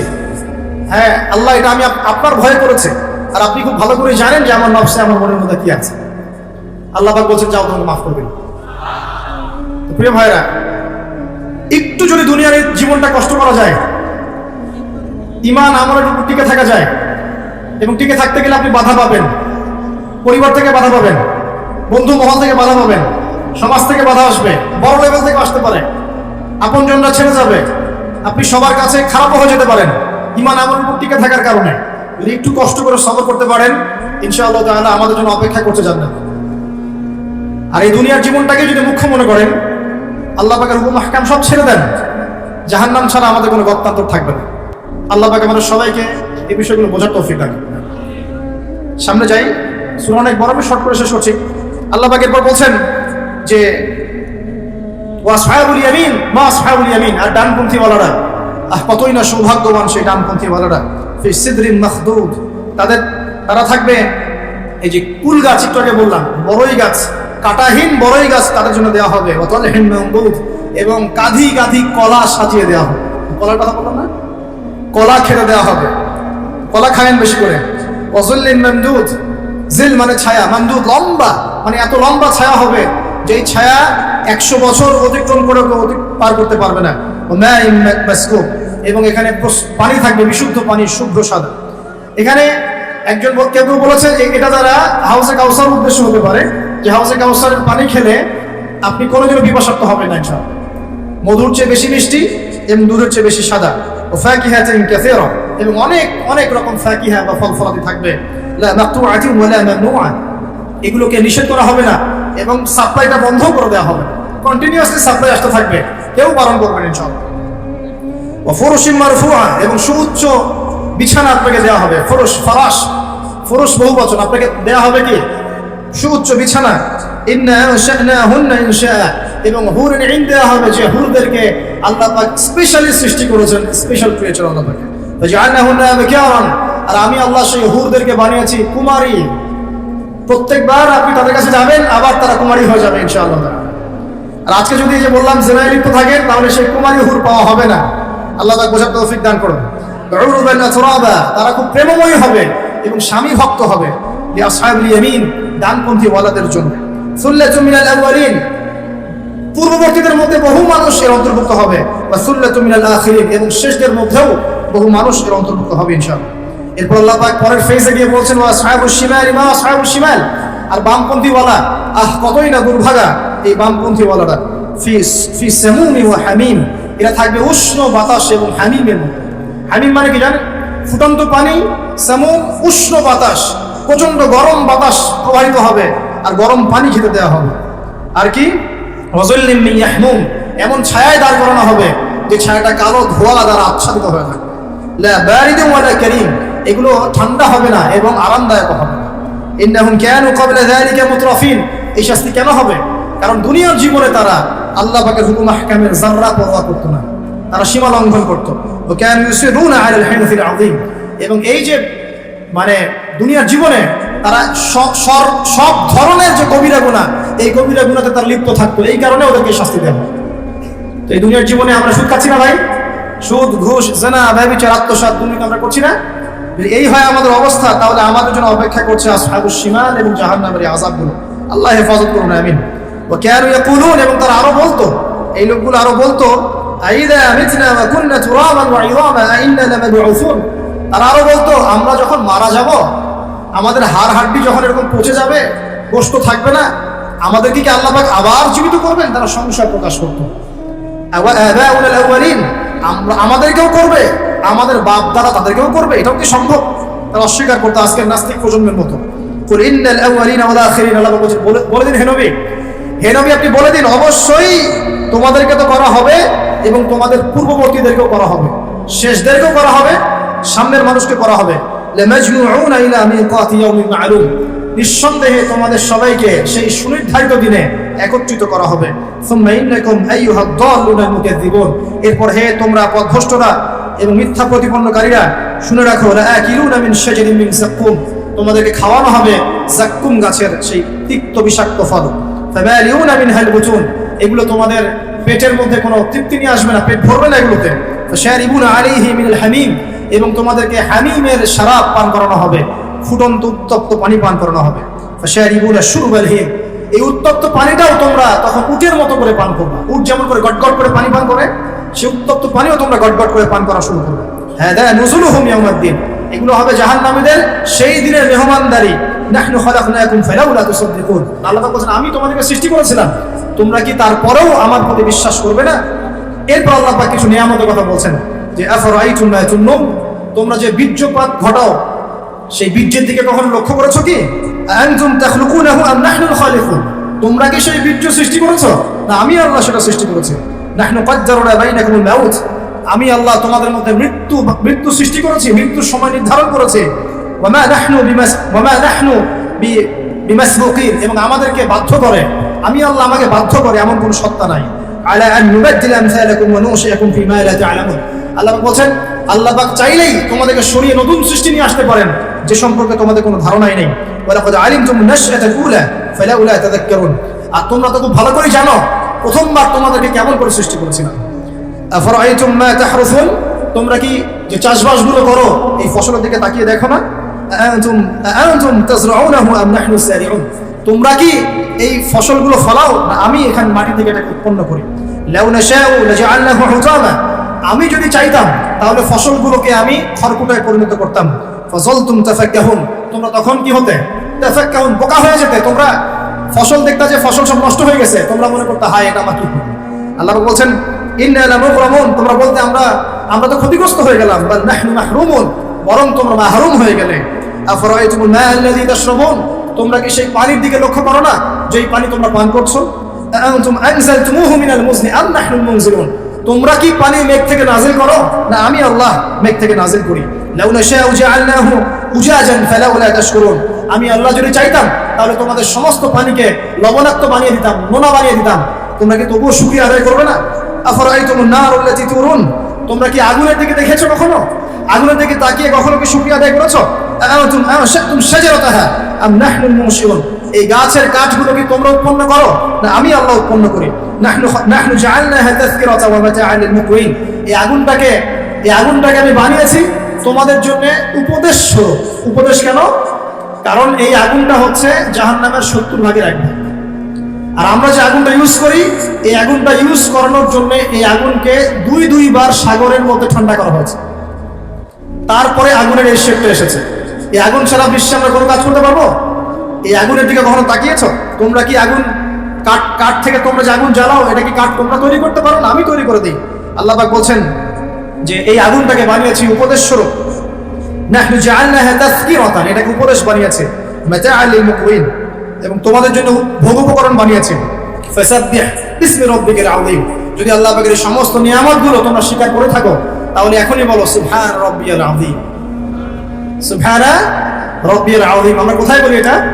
নামাজের রুকুতে দেখুন কোথায় আমরা কি বলছি, যার অর্থ কি, কার সাথে কত বিষয় সম্পৃক্ত আছে, দেখেছেন? এরপর আল্লাহ বলছেন যে ফালা উকসিমু বিমাওয়াকি'ন নুজুম, প্রথমে যেটা বললাম, আমি কসম করছি নক্ষত্রের অবস্থান স্থলের, ওয়া ইন্নাহু লাকাসামুন লাউ তা'লামুন আযীম, নিশ্চয়ই এটা একটা বড় কসম যদি তোমরা জানতে। ইন্নাহু লাকুরআনুন কারীম, নিশ্চয়ই এটা হচ্ছে কোরআনুল কারীম, ফি কিতাবিন মাকনুন, এটা মাকনুন কিতাবে আছে, লা ইয়ামাসসুহু ইল্লাল মুতাহহারুন, পবিত্রতা অর্জনকারী ছাড়া এটাকে স্পর্শ করতে পারে না। তানজিলুম মির রাব্বিল আলামিন, এটা রব্বুল আলামিনের পক্ষ থেকে নাযিল করা হয়েছে। আফা বিহাযাল হাদীসি আনতুম মুদহিনুন, তোমরা কি এই হাদিসটাকে অস্বীকার করছো, এড়িয়ে যাচ্ছ? ওয়া তাজআলুন রিজকাকুম আন্নাকুম তুকাযযিবুন, অস্বীকার করাটাকে রিজিক বানিয়ে নিয়েছো। ফালাউলা ইযা বালাগাতিল হুলকুম, কখনো নয় যখন তোমাদের কণ্ঠের মধ্যে প্রাণ চলে আসবে, ওয়া আনতুম হিনা ইলাইহি তানজুরুন, সে সময় তোমরা ফালফাল করে তাকিয়ে থাকবে। ওয়া নাহনু আকরাবু ইলাইহি মিনকুম ওয়ালাকিন লা তুবসিরুন, আল্লাহ পাক বলছেন আমি আল্লাহ ওই মাইয়িতের কাছে থাকি তোমাদের চাইতে, তোমরা বুঝতে পারো না, তোমরা জানো না। তারজিউনাহা ইন কুনতুম সাদিকিন, তোমরা যদি সত্যবাদী হও ওর প্রাণটা ফিরিয়ে নিয়ে আসো। সবশেষ কথা হচ্ছে, সবশেষ কথা আল্লাহ পাক বলছেন ফাআম্মা ইন কানা মিনাল মুকাররাবিন, এই মৃত্যুবরণকারী মানুষ যদি ওই অগ্রগামীদের অন্তর্ভুক্ত হয়, অর্থাৎ দুনিয়াতে সে যদি প্রতিটা কাজ আল্লাহ পাকের হুকুম আহকাম তার রাসূলের সুন্নাহ অগ্রগামীদের মতো করে করে, তাহলে তার জন্য থাকবে ফারাউহুন ওয়া রাইহান ওয়া জান্নাতুন নাঈম, তার জন্য থাকবে বিশ্রাম নেওয়ার জায়গা, কবরে বিশ্রাম ভোগ, ওয়া রাইহান যত ভোগ উপকরণ আছে সব আল্লাহ দিবেন, ওয়া জান্নাতুন নাঈম এবং স্বাচ্ছন্দ্যে ভরা একটা জান্নাত, চিরস্থায়ী জীবন আল্লাহ পাক দিবেন। এটা এক নম্বর শ্রেণী। দুই, ওয়া আম্মা ইন কানা মিন আসহাবিল ইয়ামিন, আচ্ছা অগ্রগামী না হয়েও যদি সে ডানপন্থী বলা হতে পারে, তাহলে ফাসালামুন লাকা মিন আসহাবিল ইয়ামিন, তাহলে ডানপন্থী বলাদের জন্যও সালাম আল্লাহর পক্ষ থেকে থাকবে, সালামুন আলাইকুম তিবতুম খালিদিনা ফিহা আবাদা, তোমরা এখানে চিরস্থায়ী হবে। আর তিন নাম্বার, ওয়া আম্মা ইন কানা মিনাল মুকাযযিবিন, আর যদি অগ্রগামী হতে না পারো, ডানপন্থী বলাও হতে না পারো, যদি তোমরা মিথ্যা প্রতিপন্নকারীদের অন্তর্ভুক্ত হও, আর দাল্লিন যারা পথভ্রষ্ট, ফানুজুলুম মিন হামিম, তাহলে তোমাদের জন্য থাকবে হামিম ফুটন্ত পানি, ওয়া তাসলিয়াতু জাহিম, এবং জাহান্নামের মর্মান্তিক আযাব প্রবেশ। ইন্না হাযা লাহু হাক্কুল ইয়াকিন, আর এটা কোনো খেলতামাশা নয়, মিথ্যা কথা নয়, হাক্কুল ইয়াকিন, এটা হচ্ছে ধ্রুব সত্য কথা। অতএব ফাসাব্বিহ বিসমি রাব্বিকাল আযীম, তোমরা সবাই এই রব্বিয়াল আযীম, এই আযীম মহান রবের তাসবিহ পাঠ করে এবং বলো সুবহানা রাব্বিয়াল আযীম। আমরা সবাই বলি সুবহান রাব্বিয়াল আযীম। সূরা ওয়াকিয়ার মধ্যে আল্লাহ রাব্বুল আলামিন প্রথমে কি বলেছেন? কিয়ামতের ভয়াবহতার কথা, তিন শ্রেণীর মানুষের কথা, যার ডানপন্থী ওয়ালাদেরকে আল্লাহ পাক কি নিয়ামত দিবেন, অগ্রগামীদেরকে কি নিয়ামত দিবেন, বামপন্থীদের কি অবস্থা হবে, এবং কোরআন কেন্দ্রিক আমাদের কাজগুলো কি। আল্লাহ রাব্বুল আলামিন এভাবে আমাদের প্রত্যেককে প্রত্যেকটা সূরা খুঁটে খুঁটে পড়ার তৌফিক দান করুন, ব্যাখ্যা সহ পড়ার তৌফিক দান করুন, বিশ্লেষণ করার তৌফিক দান করুন। আমাদের সবাইকে আল্লাহ পাক কোরআনওয়ালা বানিয়ে দিন, হাদিসওয়ালা বানিয়ে দিন, নবী সুন্নাহওয়ালা বানিয়ে দিন, এবং এই দুনিয়ার জীবনে কোরআন এবং সুন্নাহকে কেন্দ্র করে আমাদের সবাইকে এগিয়ে যাওয়ার তৌফিক আল্লাহ পাক দান করুন।